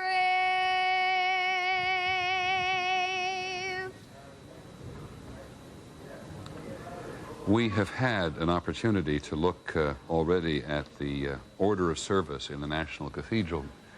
And for those of you at home, we can tell you in advance is going to be a rich and ecumenical service, which is going to be familiar to not only all Americans of faith, but certainly all Americans. That's Colin Powell, of course, the Secretary of State, arriving at Cathedral, and the other members of the leadership of Congress have already come today. We saw Trent Lott going in a short while ago, and there is Dennis Hastert, the Speaker of the House. We've seen a lot of members of the House in the last couple of days, of course, because they had their own prayer vigil, their own vigil service, if you will, on Capitol Hill the other night. We've seen them come and go as the result of a strange bomb scare yesterday. There have been a number of bomb scares in the country, as we know. And as we look at people coming into the National Cathedral, pointing out that this is not necessarily going to be completely filled, other members of the Senate, they're coming in to the National Cathedral this morning. ABC's John McCarthy, I think, can join us from the Pentagon with what I gather, John, is a careful seating plan.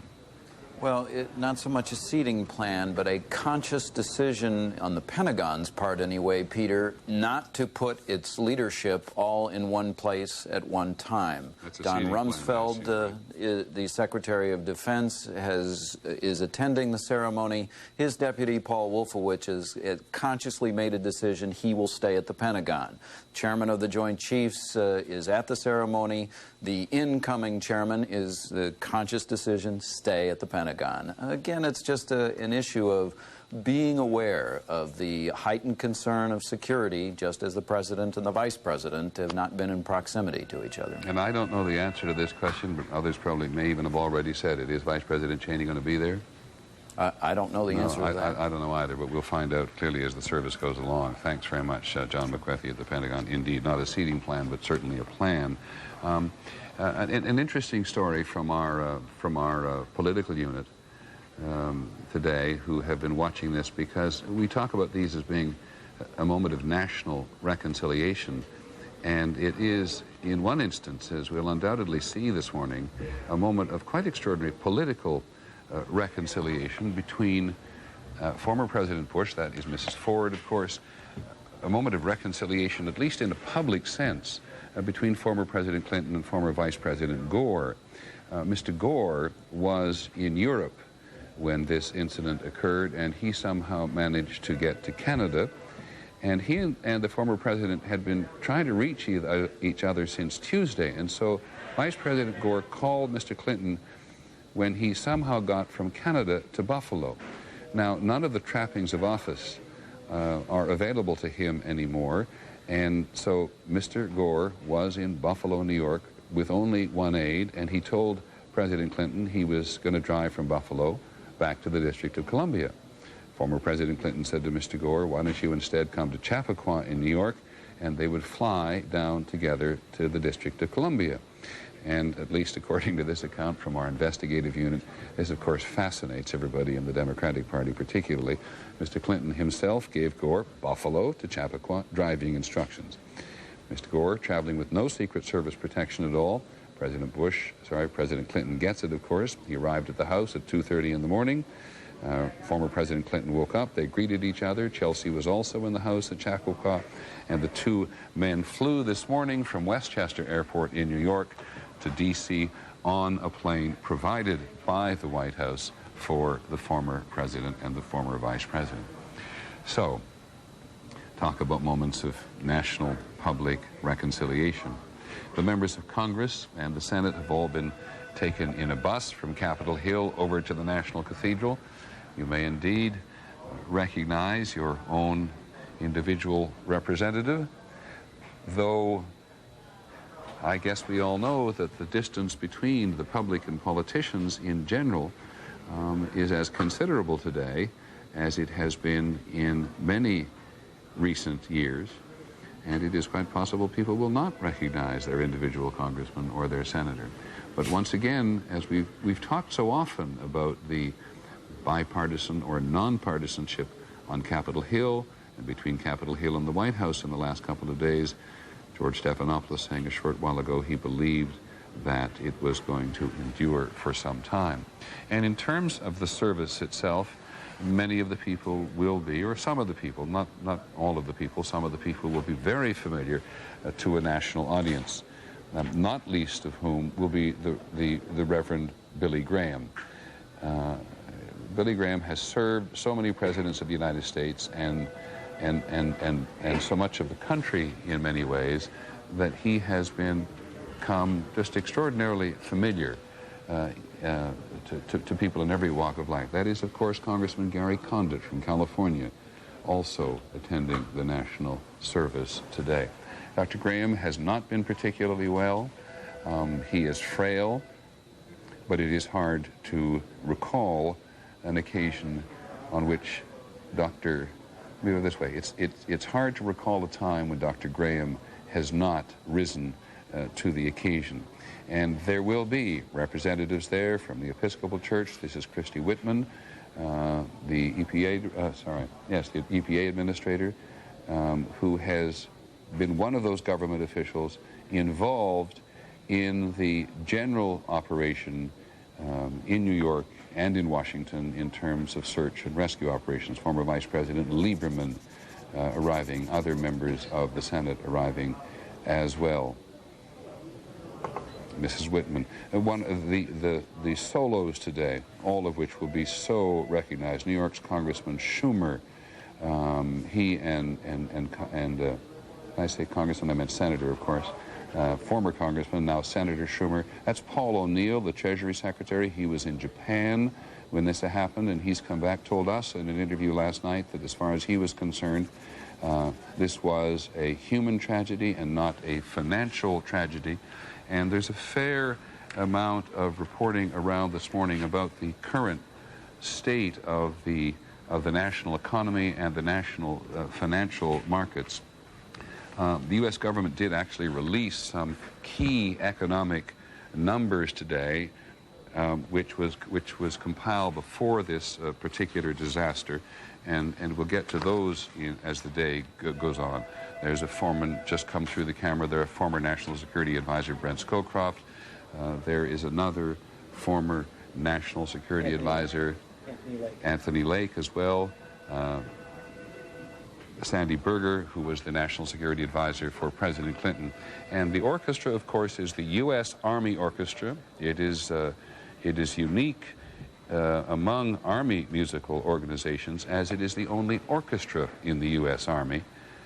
All others are, of course, bands, the Marine Band, the Army Band, the Navy Band. And for those who are deeply moved and committed to the Navy hymn, we'll hear that today. And we'll hear all those great Christian hymns, for the most part this morning, that have, that's Tony Lake, another former National Security Advisor. We'll hear all those great Christian hymns this morning that have in their own way, one might argue, are not only so essential to the Christian faith and to Christian religion, but have become more widely accepted as simply evocative and familiar hymns which are sung by people, Christian or not. The Right Reverend Jane Holmes Dixon, the Bishop Pro Tem, is going to preside. There's the Attorney General, John Ashcroft, saying good morning to a variety of people. Attorney General Ashcroft is one of those in the administration who has been absolutely determined.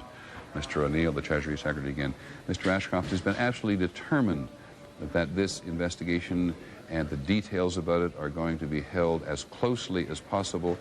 But there is no question that senior sources in law enforcement in Washington this morning were absolutely determined that the public get yesterday's incidents at New York's LaGuardia and Kennedy Airport into a very, very sharp perspective. That is Spencer Abrams, a former senator from Michigan, who is now the Energy Secretary in the Bush administration. He lost his race in Michigan and was appointed by Mr. Bush to be the Secretary of Energy. And no, Mr. Secretary, you're not going to sit there. You're going to sit over here. We'll also hear from one of the great singers in the country today, Denise Graves, the mezzo-soprano from Washington, is going to be participating in this morning. We will hear the great cathedral choir here and the choristers of the cathedral as well. And as they have become so familiar on occasions like this, we will also be hearing from the U.S. Navy Sea Chanters, the 17-voice chorus of the United States Navy Band in Washington. That was Secretary Elaine Chao just a moment ago, who sat down. Let's listen.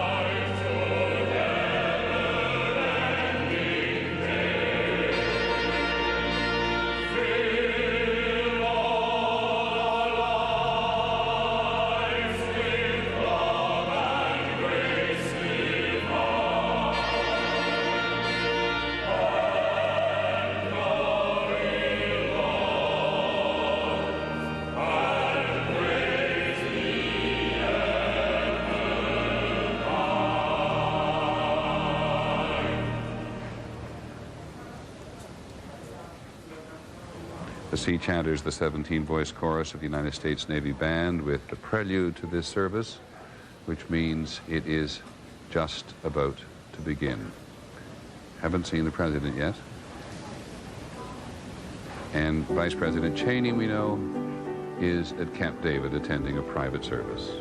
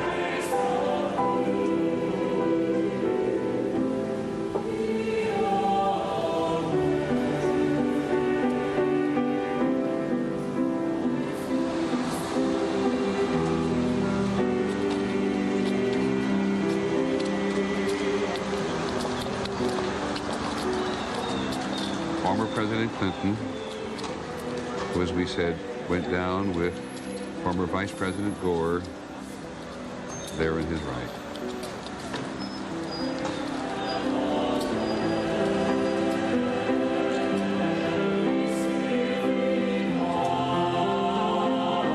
Some applause upon arrival.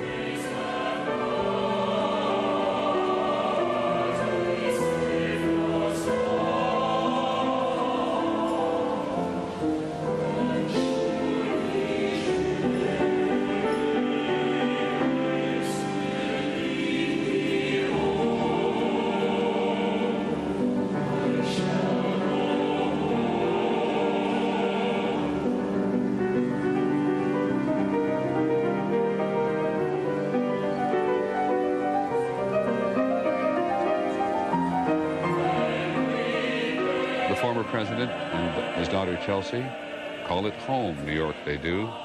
Former President Bush, the current president's father, and the former widely known, instantly recognizable former First Lady, Mrs. Bush.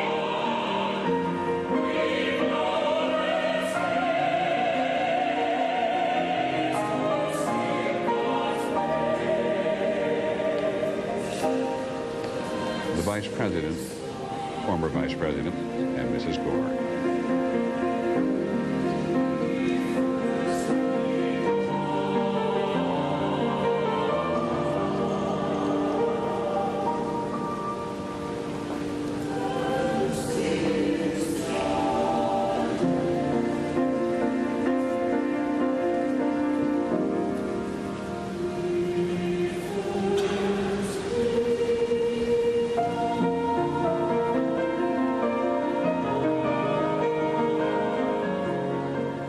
Former president's wife, Senator Clinton of New York, attending in her individual right as a member of the U.S. Congress. That's the Speaker, I beg your pardon, that's the Senate leader, Tom Daschle, Democratic leader in the Senate, and now the Majority Leader in the Senate. Senate just barely in Democratic hands.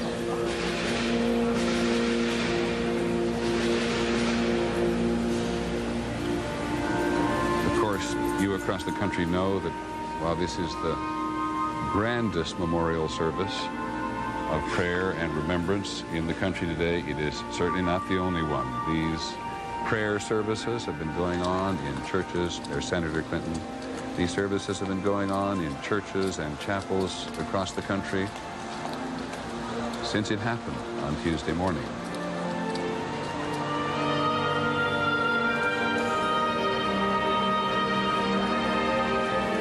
Senator Daschle's wife is with him.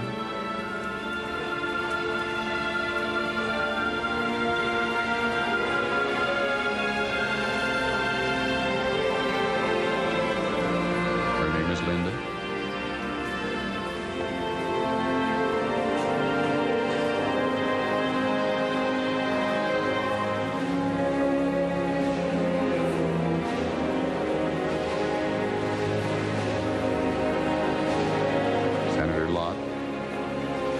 Senator Clinton saying good morning to the Bushes, kissing her daughter, and joining her husband.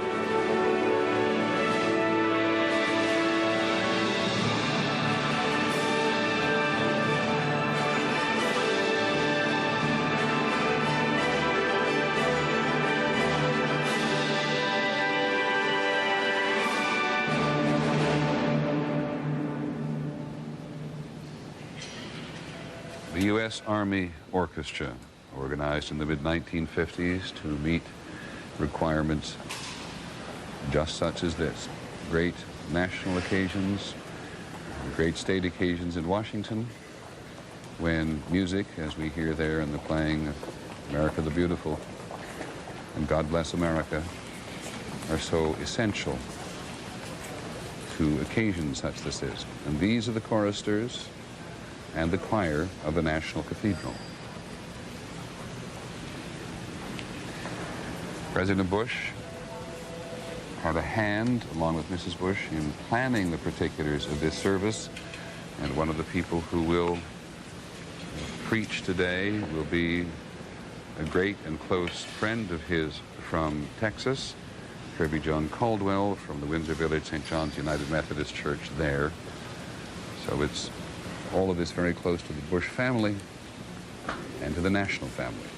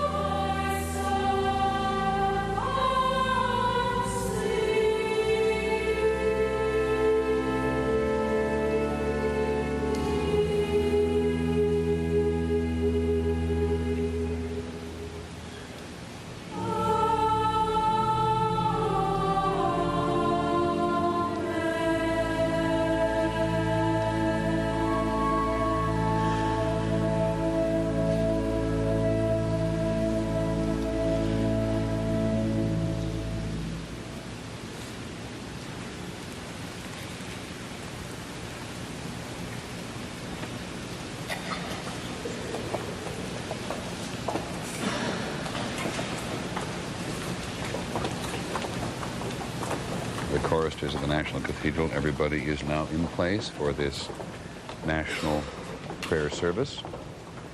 And as we said, the President and Mrs. Bush have had a very specific hand in putting it together.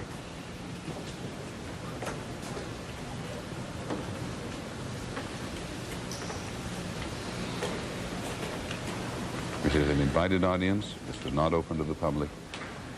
What you are seeing in bits and pieces is the political and military, and to some extent the bureaucratic superstructure of the country.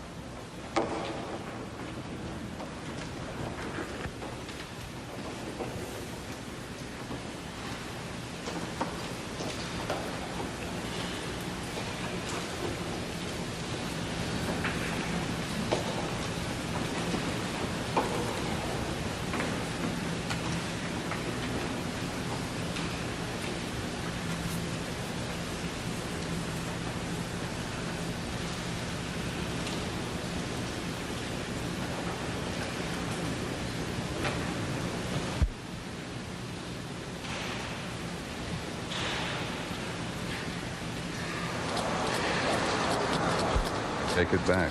There were a couple of late arrivals.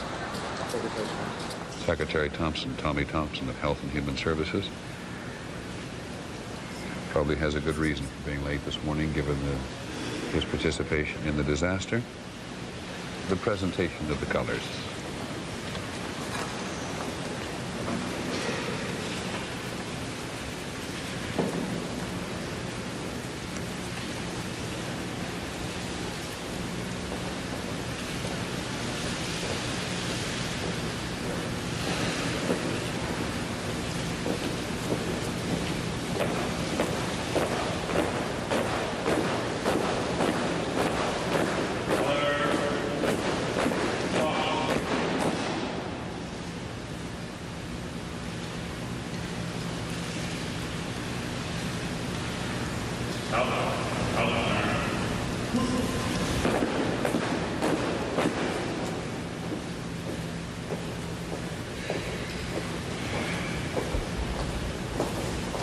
The respective military services with their colors, all of those ribbons representing battles that they have participated in the course of the country's history.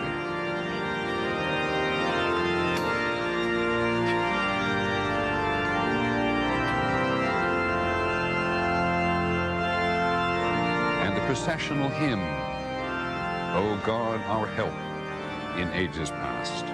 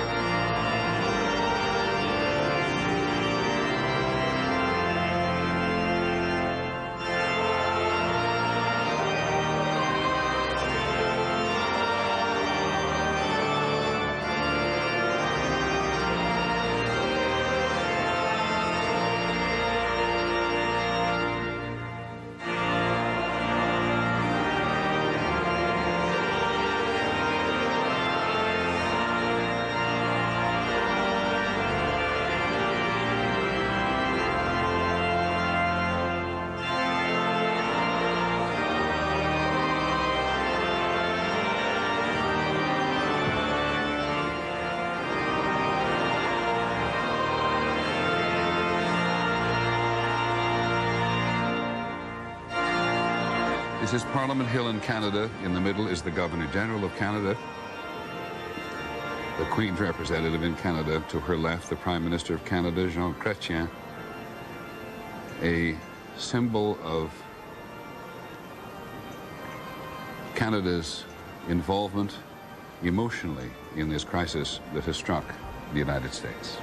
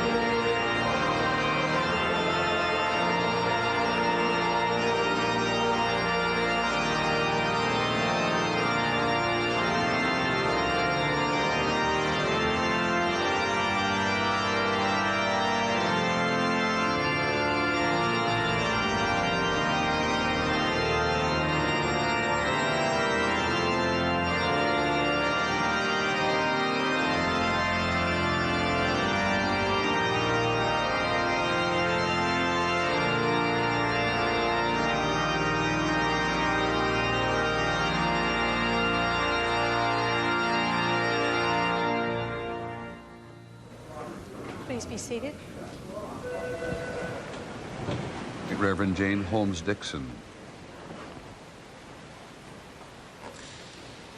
President Bush, all of you who have come here this day, we want you to know that we are grateful that you have called for this service and that you have brought people to this cathedral church where people of many faiths have gathered to say to this nation and to the world that those who lost their lives, innocent lives, unspeakable tragedy, and the violence that has been committed to this nation, that those of us who are gathered here, Muslim, Jew, Christian, Sikh, Buddhist, Hindu, all people of faith, want to say to this nation and to the world that love is stronger than hate, and that love lived out in justice will in the end prevail. So we are grateful that you have come here this day, and we want you to know as you gather that this is indeed a house of prayer for all people. So we hope that you will let this be a container for your grief. But in addition to that, we want you to know that the light that burns here, the light of love, the light of justice, the light of hope, shines brighter than any light in the world. So come often, pray to God here, and let us be united that we will make that message of love the message that the world needs to hear in this time of great tragedy. President Bush has asked that later in this service there will be an offering for those organizations and institutions that are reaching out to those lives who have been rent apart by this tragedy. So I'm not ashamed to say to you today, be generous in that, because there are many who will need our care in the days ahead. Thank you, Mr. President, and welcome to all of you to the Cathedral Church of St. Peter and Paul, the National Cathedral, and most importantly, a house of prayer for all people.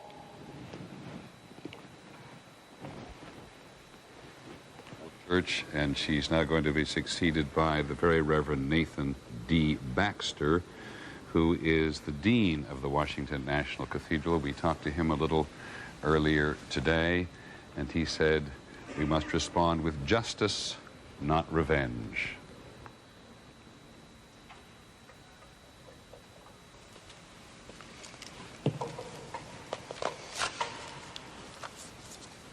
When ancient Israel suffered the excruciating pain and tragedy of militant aggression and destruction, God said to them through the prophet Jeremiah, "A voice is heard in Ramah, lamenting and bitter weeping. Rachel is weeping for her children. and she refuses to be comforted because they are no more. Today we gather to be reassured that God hears the lamenting and bitter weeping of Mother America, because so many of her children are no more. Let us now seek that assurance in prayer for the healing of our grief-stricken hearts, for the souls and sacred memory of those who have been lost. Let us also pray for divine wisdom as our leaders consider the necessary actions for national security. Wisdom of the grace of God, that as we act, we not become the evil we deplore. Let us stand and pray together.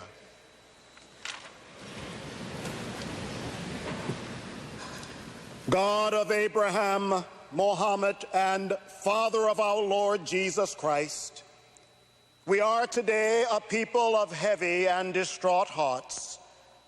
The evil hand of hate and cowardly aggression, which has devastated the innocent in many other lands, has visited America this week, and too many of her children are no more. But we know you are not the God of hate or cowardice, but of courage and of justice. So we gather this day asking that you provide us healing as a nation. Heal our grief, soothe our suffering hearts, save us from blind vengeance, from random prejudice, and from crippling fear. Guide our leaders, especially George, our president. Let the deep faith that he and they share guide them in the momentous decisions they must make for our national security. We also thank you for the courage of flight crews and passengers in the face of certain death. We thank you for brave volunteers, police, and emergency workers who labor tirelessly even as we pray. We thank you for the outpouring of generosity by businesses, unions, agencies, spiritual communities, and individual citizens. Yes, Lord, your Spirit is at work. So grant us wisdom, grant us courage, grant us peace for the facing of this hour. Amen. Nathan Baxter, the dean of this great cathedral, which has seen so many national events. And now the American mezzo-soprano Denise Graves, joined by her husband this morning, who together,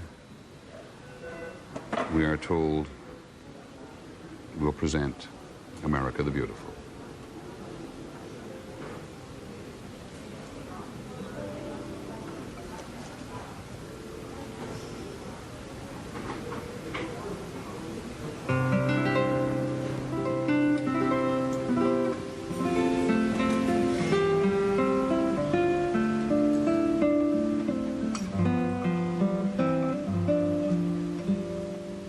Oh, beautiful.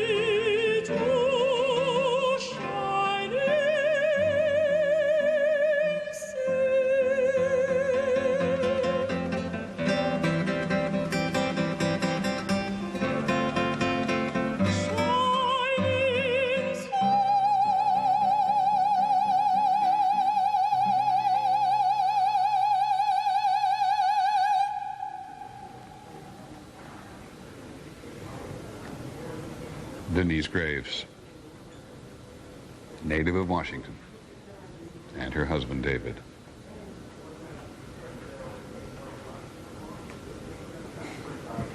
Yes, Mr. President, some voice. Dr. Muzammil Siddiqui will be one of the early speakers.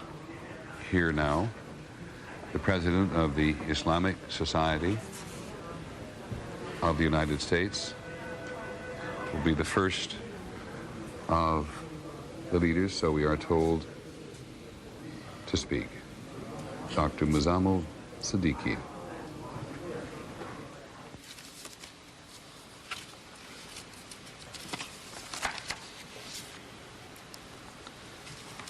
بسم الله الرحمن الرحيم الحمد لله رب العالمين والصلاة والسلام على جميع الأنبياء والمرسلين. In the name of God, the most merciful, the compassionate, Lord, you said, and your words are true, if any do seek for glory and power, to God belong all glory and power. To him mount up all words of purity. He exalts all righteous deeds, but those that lay the plots of evil, for them is a penalty terrible, and the plotting of such shall not abide. Goodness and evil are not equal. Repel the evil with the good.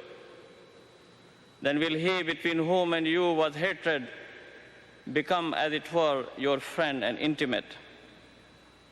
But no one will be granted such goodness except those who exercise patience and restraint, none but persons of the greatest good fortune. We turn to you, our Lord, at this time of pain and grief in our nation. We see the evil of destruction and the suffering of the many of our people before our eyes. With broken and humble hearts and with tears in our eyes, we turn to you, our Lord, to give us comfort. Help us in our distress. Keep us together as people of diverse faiths, colors, and races. Keep our country strong for the sake of the good and righteousness. And protect us, our Lord, from all evil. Amen.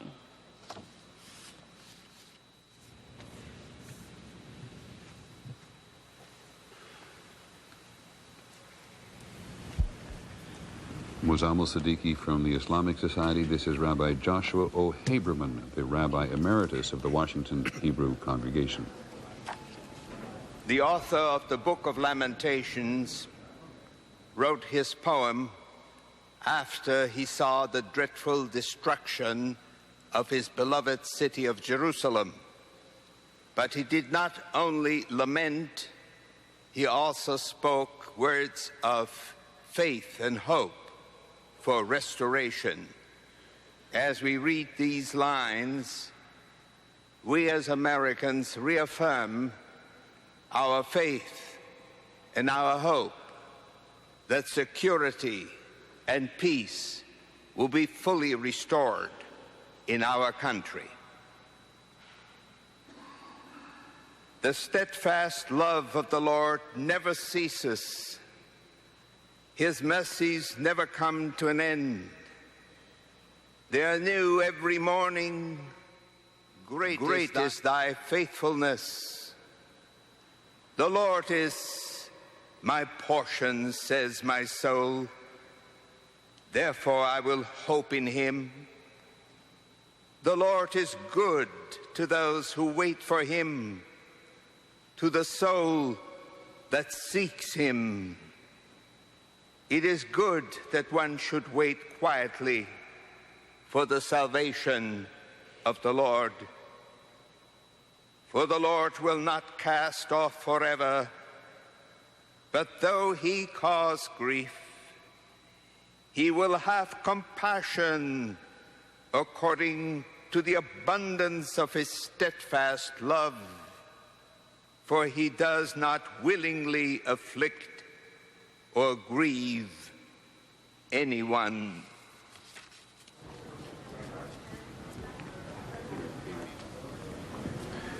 Joshua Haberman, the Rabbi Emeritus of the Washington Hebrew Congregation. The point here, of course, of this national presidential prayer service is to represent to the country and the world the ecumenical coming together in a time of crisis.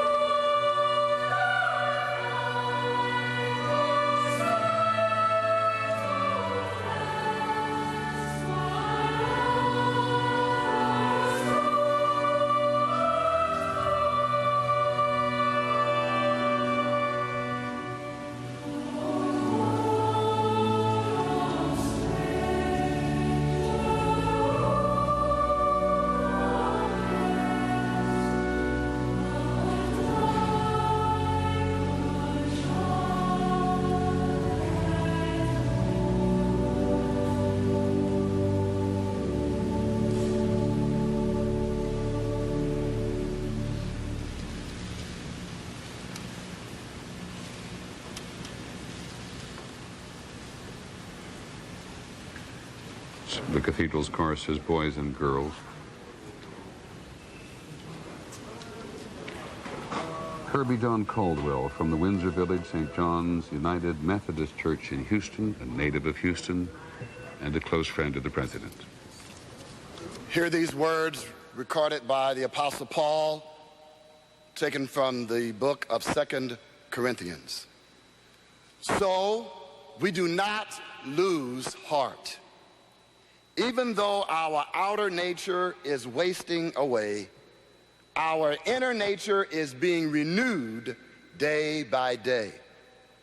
For this slight momentary affliction is preparing us for an eternal weight of glory beyond all measure. Because we look not at what can be seen, but at what cannot be seen. For what can be seen is temporary, but what cannot be seen is eternal. For we know that if the earthly tent that we live in is destroyed, we have a building from God, a house not made with hands of men, eternal in the heavens. For in this tent we groan, longing to be clothed with our heavenly dwelling, if indeed when we have taken it off, we will not be found naked. For while we are still in this tent, we groan under our burden, because we wish not to be unclothed, but to be further clothed, so that what is mortal may be swallowed up by life. He who has prepared us for this very thing is God, who has given us the Spirit as a guarantee. So we are always confident. Even though we know that while we are at home in the body, we are away from the Lord. For we walk by faith, not by sight. Yes, we do have confidence, and we would rather be away from the body and at home with the Lord. So whether we are at home or away, we make it our aim to please the Lord. May the Lord add a blessing to the reading, hearing, and receiving of his written word. May his written word comfort and console all bereaved persons. Amen.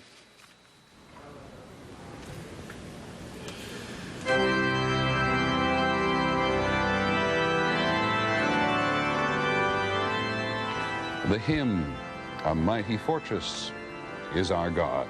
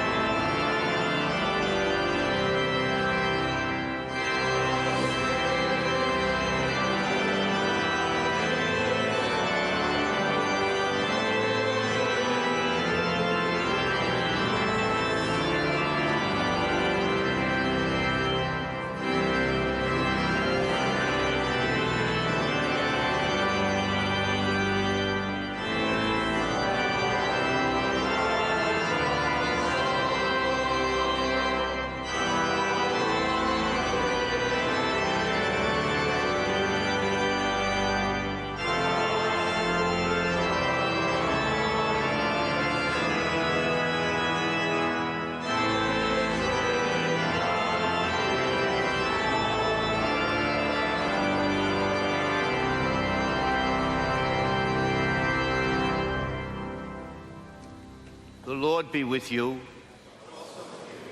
Cardinal. A reading from the Gospel according to St. Matthew. Then Jesus began to speak, and he taught them, saying, "Blessed are the poor in spirit, for theirs is the kingdom of heaven. Blessed are those who mourn, for they will be comforted. Blessed are the meek, for they will inherit the earth. Blessed are those who hunger and thirst for righteousness, for they will be filled. Blessed are the merciful, for they will receive mercy. Blessed are the pure in heart, for they will see God. Blessed are the peacemakers, for they will be called children of God. Blessed are those who are persecuted for righteousness' sake, for theirs is the kingdom of heaven. Blessed are you when people revile you and persecute you and utter all kinds of evil against you falsely on my account. Rejoice and be glad, for your reward is great in heaven." This is the gospel of the Lord. Cardinal Theodore McCarrick, the Archbishop of Washington, and a New Yorker, whose nephew, the fireman Michael Lynch of the New York Fire Department, is still missing in the wreckage of the World Trade Towers. And Dr. Billy Graham. We said he was frail, at least in body. He is. He's 82 years old, but no man has preached the gospel to more people in more live audiences than anyone else in history. To the best of our knowledge, more than 200 million people in 185 countries have heard Dr. Graham, and the country wishes clearly to hear this man today who has been such a friend of so many presidents. President and Mrs. Bush, I want to say a personal word on behalf of many people. Thank you, Mr. President, for calling this day of prayer and remembrance. We needed it at this time. We come together today to reaffirm our conviction that God cares for us. Whatever our ethnic, religious, or political background may be, the Bible says that He's the God of all comfort, who comforts us in our troubles. No matter how hard we try, words simply cannot express the horror, the shock, and the revulsion we all feel over what took place in this nation on Tuesday morning. September 11 will go down in our history as a day to remember. Today we say to those who masterminded this cruel plot and to those who carried it out that the spirit of this nation will not be defeated by their twisted and diabolical schemes. Someday, those responsible will be brought to justice, as President Bush and our Congress have so forcefully stated. But today, we especially come together in this service to confess our need of God. We've always needed God from the very beginning of this nation. But today we need Him especially. We're facing a new kind of enemy. We're involved in a new kind of warfare, and we need the help of the Spirit of God. The Bible words are our hope. God is our refuge and strength, an ever-present help in trouble. Therefore we will not fear, though the earth give way and the mountains fall into the heart of the sea. But how do we understand something like this? Why does God allow evil like this to take place? Perhaps that is what you are asking now. You may even be angry at God. I want to assure you that God understands these feelings that you may have.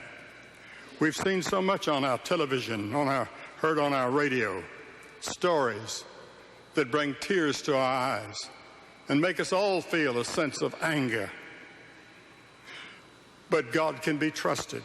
even when life seems at its darkest. But what are some of the lessons we can learn? First, we're reminded of the mystery and reality of evil. I've been asked hundreds of times in my life why God allows tragedy and suffering. I have to confess that I really do not know the answer, totally, even to my own satisfaction. I have to accept by faith that God is sovereign, and He's a God of love and mercy and compassion in the midst of suffering. The Bible says that God is not the author of evil. It speaks of evil as a mystery. In 1 Thessalonians 2:7, it talks about the mystery of iniquity. The Old Testament prophet Jeremiah said, "The heart is deceitful above all things and beyond cure. Who can understand it?" He asked that question, who can understand it? And that's one reason we each need God in our lives. The lesson of this event is not only about the mystery of iniquity and evil, but secondly, it's a lesson about our need for each other. What an example New York and Washington have been to the world these past few days. None of us will ever forget the pictures of our courageous firefighters and police, many of whom have lost friends and colleagues, or the hundreds of people attending or standing patiently in line to donate blood. A tragedy like this could have torn our country apart, but instead it has united us and we've become a family. So those perpetrators who took this on to tear us apart, it has worked the other way. It's backlash. It's backfired. We are more united than ever before. I think this was exemplified in a very moving way when the members of our Congress stood shoulder to shoulder the other day and sang, "God Bless America." Finally, difficult as it may be for us to see right now, this event can give a message of hope. Hope for the present and hope for the future. Yes, there is hope. There's hope for the present because I believe the stage has already been set for a new spirit in our nation. One of the things we desperately need is a spiritual renewal in this country. We need a spiritual revival in America. And God has told us in His Word time after time that we're to repent of our sins and we're turned to Him, and He will bless us in a new way. But there's also hope for the future because of God's promises.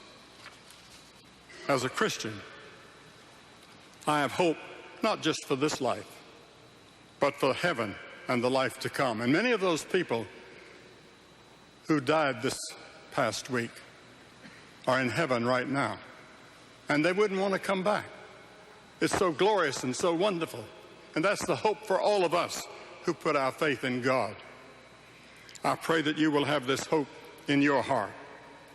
This event reminds us of the brevity and the uncertainty of life.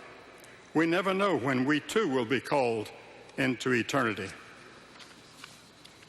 I doubt if even one of those people who got on those planes or walked into the World Trade Center or the Pentagon last Tuesday morning thought it would be the last day of their lives. It didn't occur to them.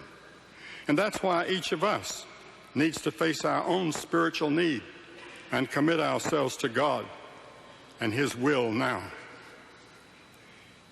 Here in this majestic National Cathedral, we see all around us symbols of the cross. For the Christian, I'm speaking for the Christian now, the cross tells us that God understands our sin and our suffering. For He took upon Himself, in the person of Jesus Christ, our sins and our suffering. And from the cross, God declares, "I love you. I know the heartaches and the sorrows and the pains that you feel, but I love you." The story does not end with the cross. For Easter points us beyond the tragedy of the cross to the empty tomb. It tells us that there is hope for eternal life, for Christ has conquered evil and death and hell. Yes, there's hope. I've become an old man now, and I've preached all over the world. And the older I get, the more I cling to that hope that I started with many years ago and began and proclaimed it in many languages to many parts of the world. Several years ago, at the National Prayer Breakfast here in Washington, Ambassador Andrew Young, who had just gone through the tragic death of his wife, closed his talk with a quote from the old hymn, "How Firm a Foundation." We all watched in horror as planes crashed into the steel and glass of the World Trade Center. Those majestic towers built on solid foundations were examples of the prosperity and creativity of America. When damaged, those buildings eventually plummeted to the ground, imploding it upon themselves. Yet underneath the debris is a foundation that was not destroyed.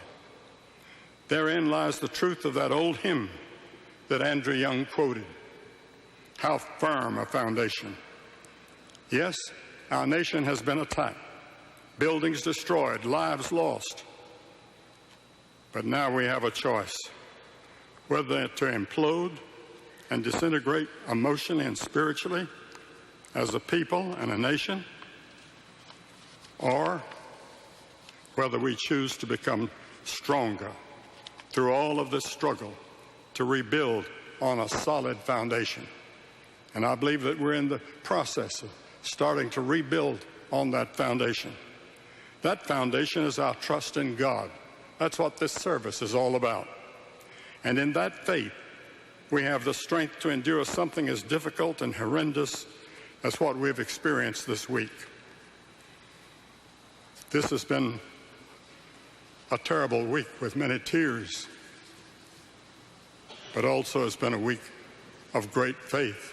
Churches all across the country have called prayer meetings, and today is a day that they're celebrating not only in this country, but in many parts of the world. And in the words of that familiar hymn that Andrew Young quoted, it says, "Fear not, I'm with thee. Oh, be not dismayed, for I am thy God, and will give thee aid. I'll strengthen thee, help thee, and cause thee to stand upon thy righteous omnipotent hand." My prayer today is that we will feel the loving arms of God wrapped around us, and will know in our hearts that he will never forsake us as we trust in him. We also know that God is going to give wisdom and courage and strength to the president and those around him. And this is going to be a day that we will remember as a day of victory. May God bless you all.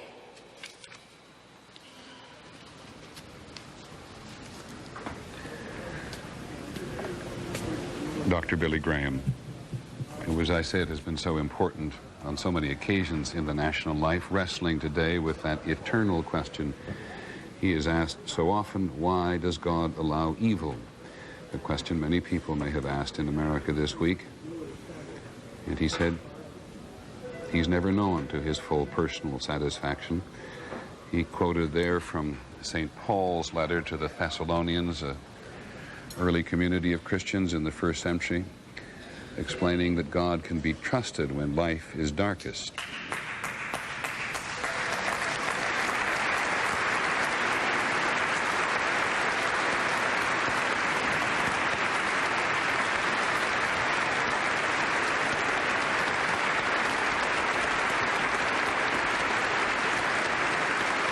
Dr. Graham giving a round of applause as he says that the stage is set for a new spiritualism in America, and the nation can now choose to be stronger as a result of this.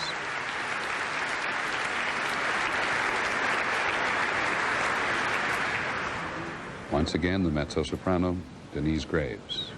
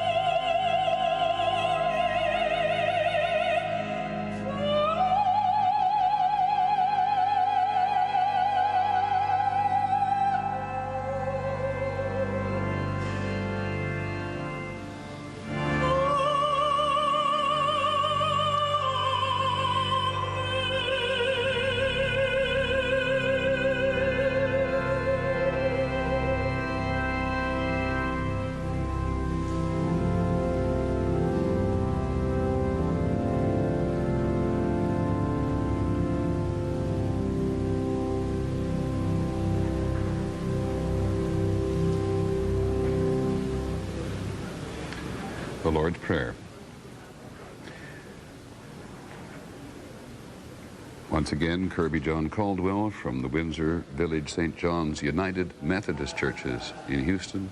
We make an offering this day that will be used for charities that are serving the relief efforts, Dean Baxter. seeking the victims, reclaiming the bodies, and ministering to those who are suffering, as well as supporting those who are serving and ministering at this time.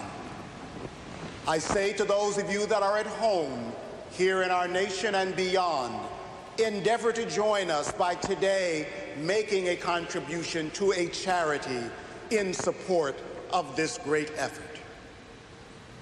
Let us bring offerings as we enter into the courts of God. That, of course, is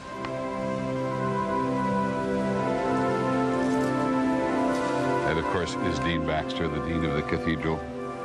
Pastor Caldwell is going to offer the prayer for leadership. I cannot recall a national occasion before when we have had an offering. But it was called for by the Bishop of Washington, Jane Holmes Dixon, because she, as Dean Baxter has just explained, believed that this was an occasion for people in the national establishment to be generous to the families of those people who have suffered the most grievous losses in this tragedy which has befallen the whole country. And she said at the beginning, with a smile on her face, which this congregation appreciated, be generous.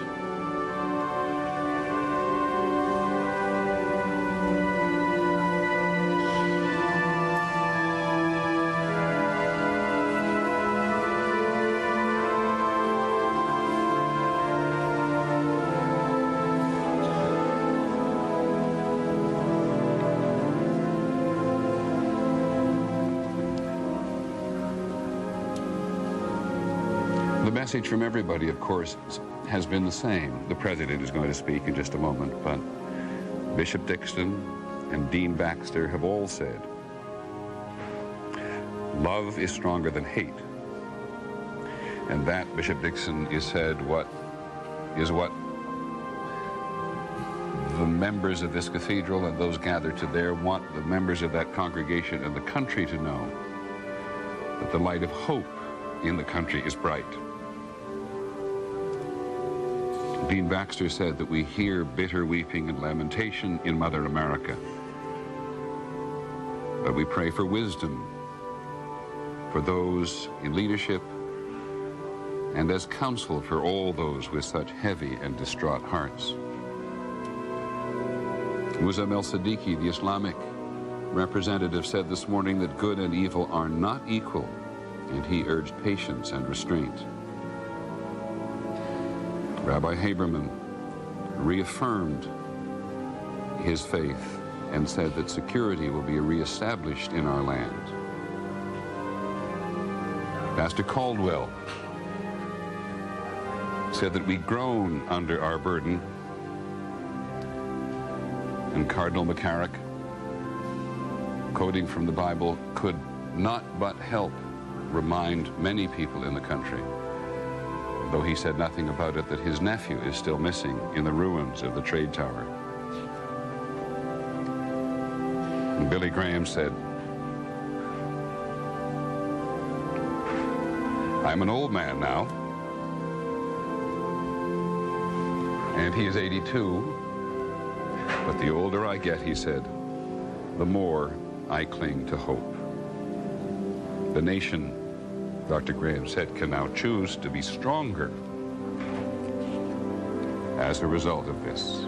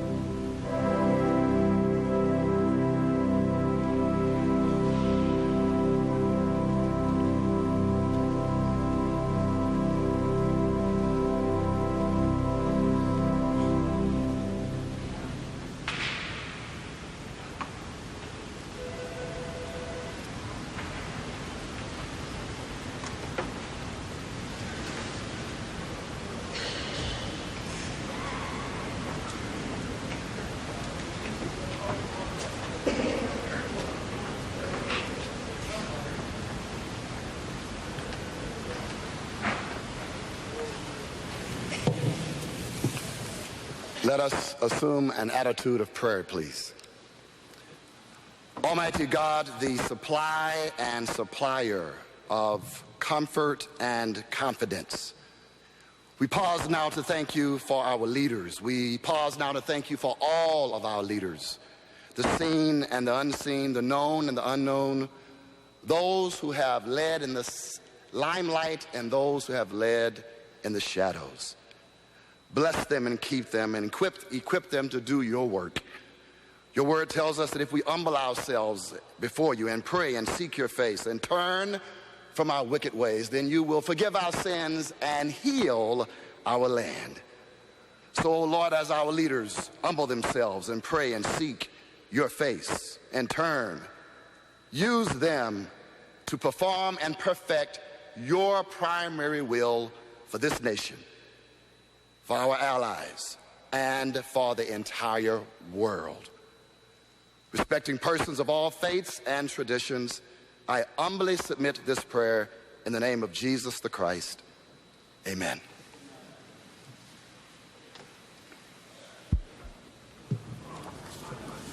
Hear these words of comfort and confidence from the psalmist David, taken from Psalm 27.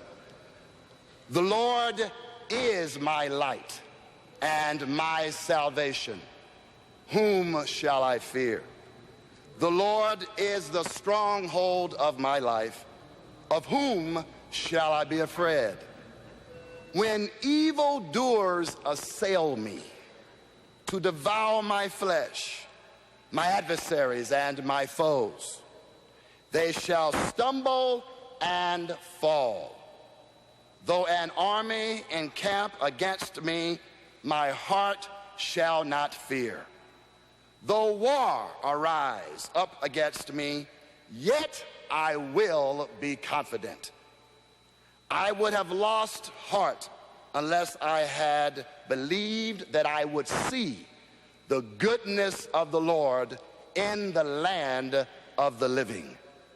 Wait for the Lord. Be strong and let your heart take courage. Wait, I say, on the Lord. May the Lord bless the reading of his word. Amen.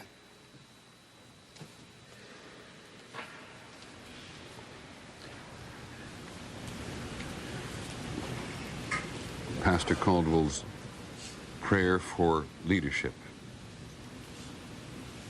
And now the president. We can only imagine his burden. The country shares surely the several prayers for him and his leadership to lead the nation out of this crisis, out, one might say, on this occasion, of this valley of evil. We are here in the middle hour of our grief. So many have suffered so great a loss, and today we express our nation's sorrow. We come before God to pray for the missing and the dead, and for those who love them. On Tuesday, our country was attacked with deliberate and massive cruelty. We have seen the images of fire and ashes and bent steel. Now come the names, the list of casualties we are only beginning to read. They are the names of men and women who began their day at a desk or in an airport, busy with life. They are the names of people who faced death and in their last moments called home to say, "Be brave, and I love you." They are the names of passengers who defied their murderers and prevented the murder of others on the ground. They are the names of men and women who wore the uniform of the United States and died at their posts. They are the names of rescuers, the ones whom death found running up the stairs and into the fires to help others. We will read all these names. We will linger over them and learn their stories, and many Americans will weep. To the children and parents and spouses and families and friends of the lost, we offer the deepest sympathy of the nation. And I assure you, you are not alone. Just 3 days removed from these events, Americans do not yet have the distance of history. But our responsibility to history is already clear: to answer these attacks and rid the world of evil. War has been waged against us by stealth and deceit and murder. This nation is peaceful, but fierce when stirred to anger. This conflict was begun on the timing and terms of others. It will end in a way and at an hour of our choosing. Our purpose as a nation is firm, yet our wounds as a people are recent and unhealed and lead us to pray. In many of our prayers this week, there's a searching and an honesty. At St. Patrick's Cathedral in New York on Tuesday, a woman said, "I prayed to God to give us a sign that He's still here." Others have prayed for the same, searching hospital to hospital, carrying pictures of those still missing. God's signs are not always the ones we look for. We learn in tragedy that His purposes are not always our own. Yet the prayers of private suffering, whether in our homes or in this great cathedral, are known and heard and understood. There are prayers that help us last through the day or endure the night. There are prayers of friends and strangers that give us strength for the journey.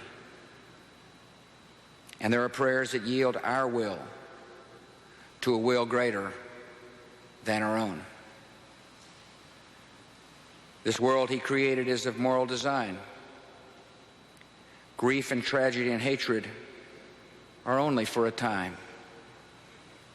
Goodness, remembrance, and love have no end. And the Lord of life holds all who die and all who mourn. It is said that adversity introduces us to ourselves. This is true of a nation as well. In this trial, we have been reminded, and the world has seen, that our fellow Americans are generous and kind, resourceful and brave. We see our national character in rescuers working past exhaustion, in long lines of blood donors, in thousands of citizens who have asked to work and serve in any way possible. And we have seen our national character in eloquent acts of sacrifice. Inside the World Trade Center, one man who could have saved himself stayed until the end at the side of his quadriplegic friend. A beloved priest died giving the last rites to a firefighter. 2 office workers finding a disabled stranger carried her down 68 floors to safety. A group of men drove through the night from Dallas to Washington to bring skin grafts for burn victims. In these acts and many others, Americans showed a deep commitment to one another and an abiding love for our country. Today we feel what Franklin Roosevelt called the warm courage of national unity. This is a unity of every faith and every background. It has joined together political parties in both houses of Congress. It is evident in services of prayer and candlelight vigils and American flags, which are displayed in pride and wave in defiance. Our unity is a kinship of grief and a steadfast resolve to prevail against our enemies. And this unity against terror is now extending across the world. America is a nation full of good fortune, with so much to be grateful for. But we are not spared from suffering. In every generation, the world has produced enemies of human freedom. They have attacked America because we are freedom's home and defender. And the commitment of our fathers is now the calling of our time. On this National Day of Prayer and Remembrance, we ask Almighty God to watch over our nation and grant us patience and resolve in all that is to come. We pray that He will comfort and console those who now walk in sorrow. We thank Him for each life we now must mourn and the promise of a life to come. As we've been assured, neither death, nor life, nor angels, nor principalities, nor powers, nor things present, nor things to come, nor height, nor depth can separate us from God's love. May He bless the souls of the departed. May He comfort our own. And may He always guide our country. God bless America.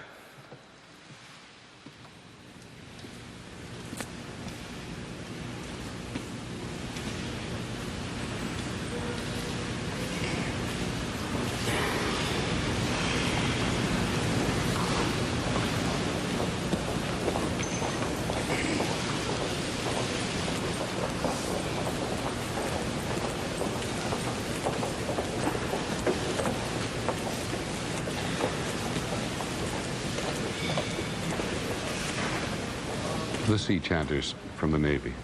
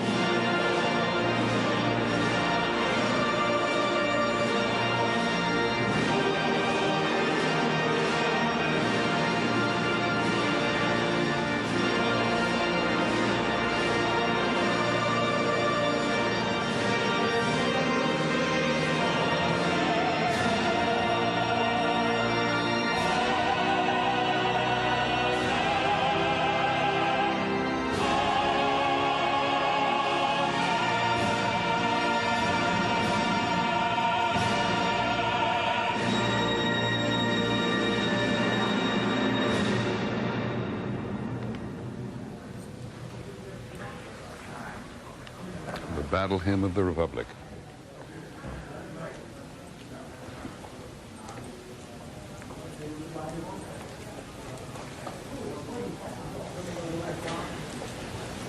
Let us pray.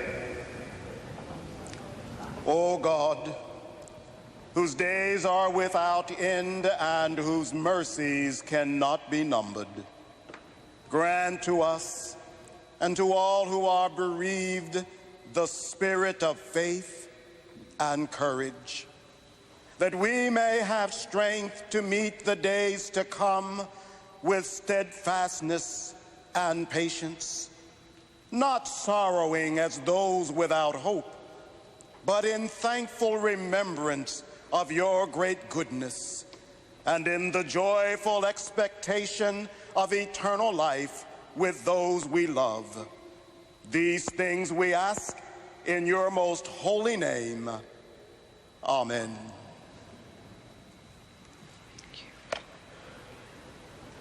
Go forth now into the world in peace. Be of good courage. Hold fast to that which is good. Render to no one evil for evil. Strengthen the faint-hearted. Support the weak. Help the afflicted. Honor everyone. Love and serve the Lord. And now the peace of God Almighty be with you this day and forevermore. The God who created you, the God who liberates you, and the God who stays with you for this day and for eternity. Amen. Amen.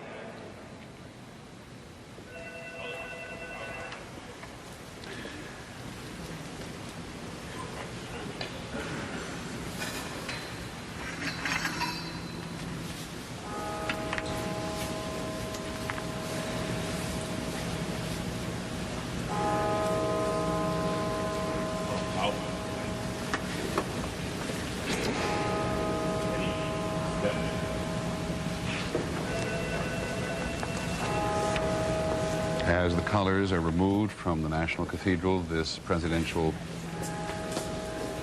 national prayer service is now over. And in this great national cathedral, the foundation stone of which was laid by President Roosevelt in 1907, to which every president since has come to attend service or visit and often talk to the nation. The political and military establishment of the country returns to its work. One might even say its duty.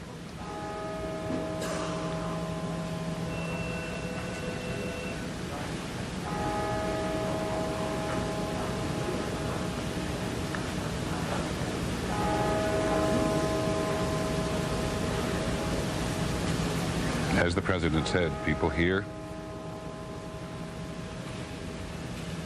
and those of us who participated in this manner have come before God to pray for the missing and those who love them.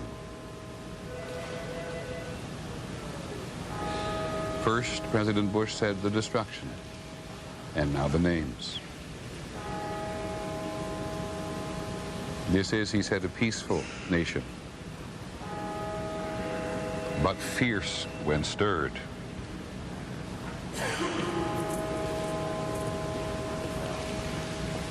It is written, he said, that adversity introduces us to ourselves. And it is true of a nation. And in considerable measure, we have seen the nation here today.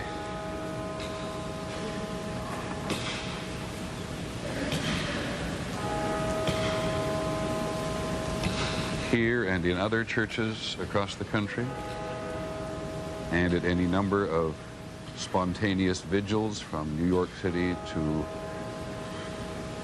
Washington to, one would guess, almost every city and town in the country. The country has participated in what President Roosevelt said, President Franklin Delano Roosevelt, quoted by the president today. as the warm courage of national unity.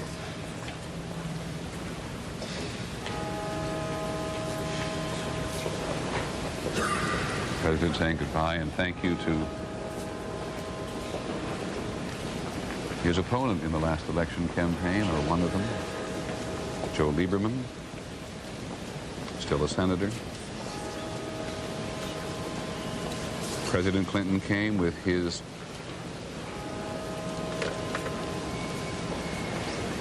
Vice President Al Gore, was joined by his wife, Senator Clinton, and leaves with his daughter, former President Carter. Deeply committed and spiritual man. Former President Ford and Mrs. Ford came from Colorado. The outgoing chairman of the Joint Chiefs of Staff. Colin Powell, the Secretary of State. The Senate Majority Leader, Trent Lott. Sorry, the Senate Republican Leader in the Senate, Trent Lott.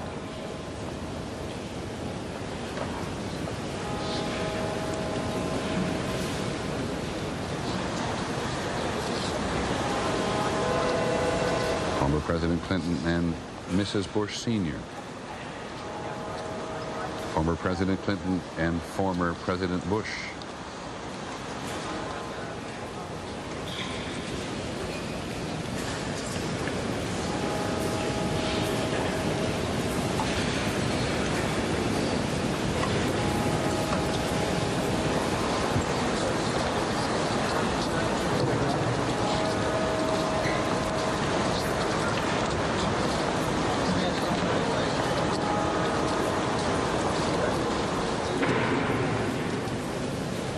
Speaker of the House, Dennis Hastert.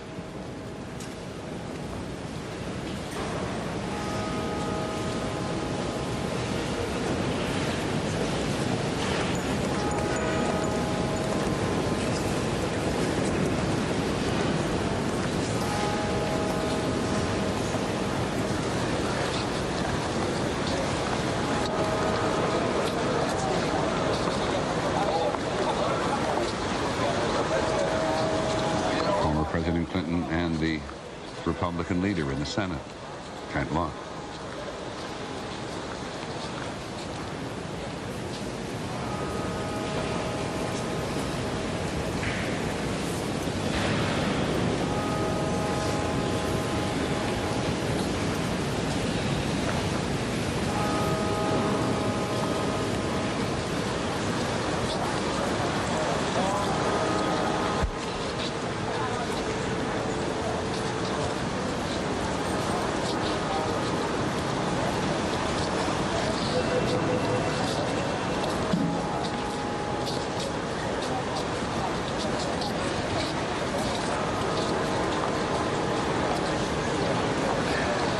Presence of former President Clinton and, of course, President Bush today, reminding us how important it is to the nation as a whole, and always has been, that the president be such a healing factor for the nation. Former President Clinton at the time of the Oklahoma City tragedy. President Bush today.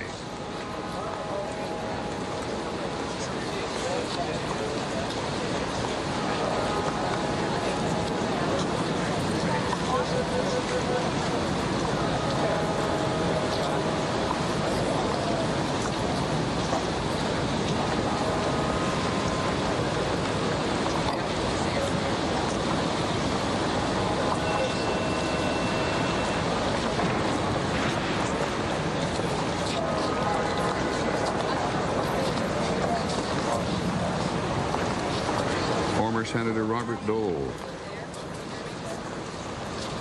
and former President Clinton.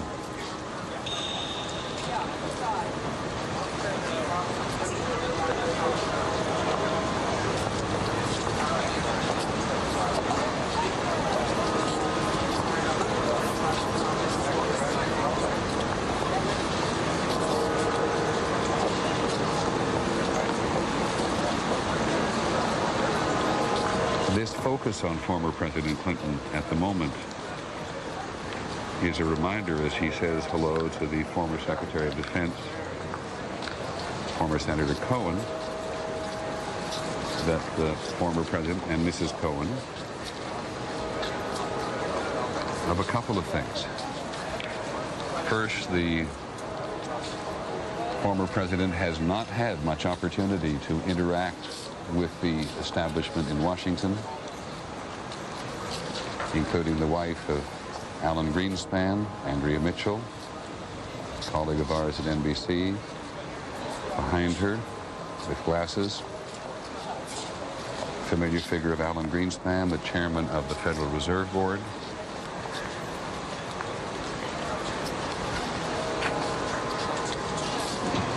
And at the risk of misjudging this, the former president, gives the impression, at least, that he is, for the moment, reluctant to leave.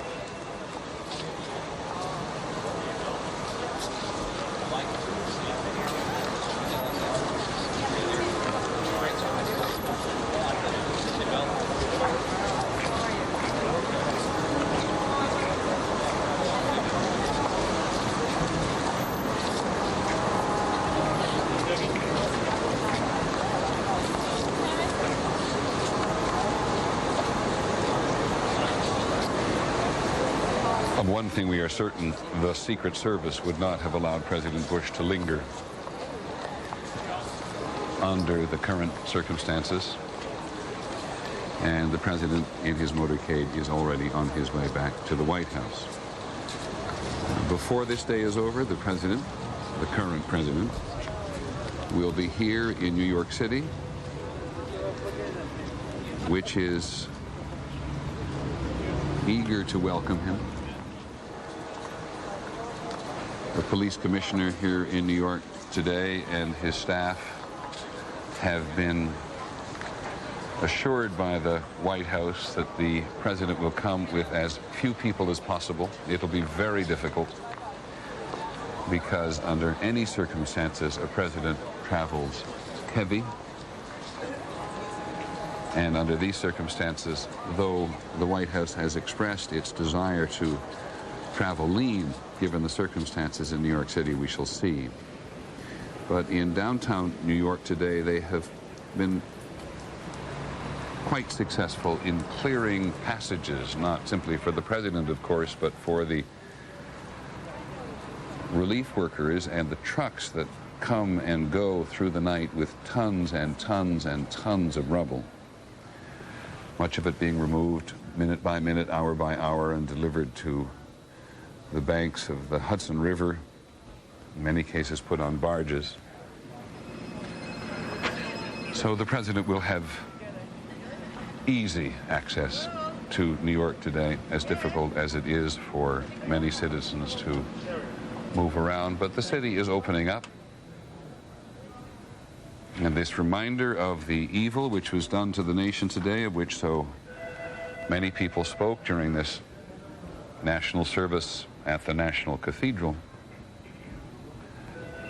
is almost, in terms of the rest of the city, physically now in isolation and surrounded by a wide and deep perimeter, not just of security,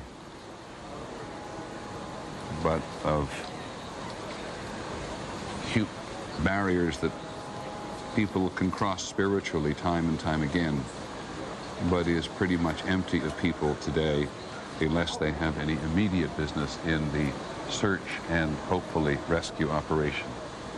There is not a relief worker or an official down there today who is optimistic about finding people, but we remind you, as we have so many times, that in circumstances where buildings have fallen like this, there is always some hope for days, and even, as we have seen in the past, for weeks to come. Let's take a look at how the rest of the country observed this, because the rest of the country was indeed observing this National Day of Prayer and Remembrance, even as it was celebrated at the National Cathedral in Washington.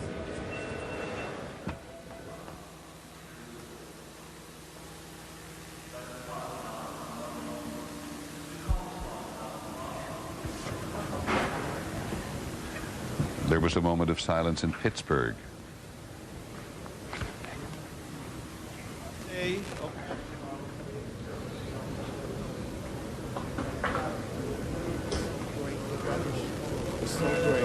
Similarly at Fountain Square in Cincinnati.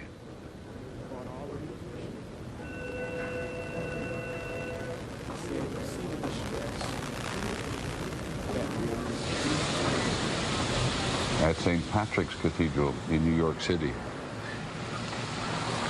there is a continuous stream of people. The president told the story about a woman at St. Patrick's Cathedral there who had prayed that God give a sign that he was alive, that he was present in people's lives.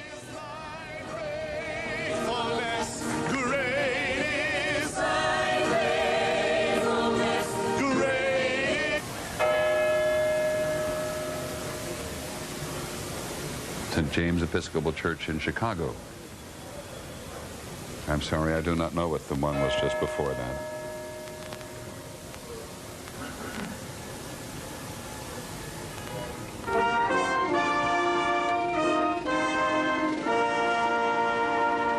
On Parliament Hill in Canada,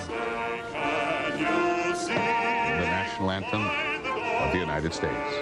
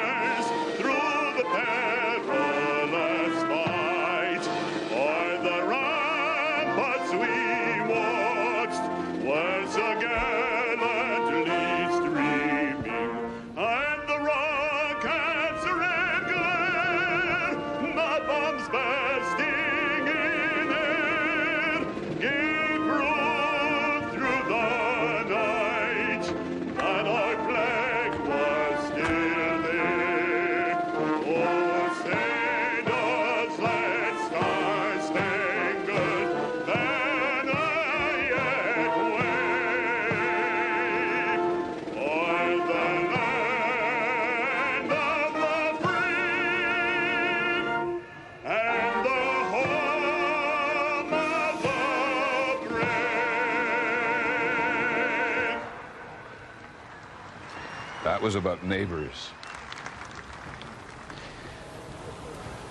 Similar scenes were repeated, by the way, comparable to the one or similar to the one that you've just had a glimpse of in Ottawa, the Canadian capital. All over Europe today, and many of you will remember, we've showed it a couple of times, and we will undoubtedly again. The band of Her Majesty's Coldstream Guards in London at the changing of the guard yesterday, playing the national anthem.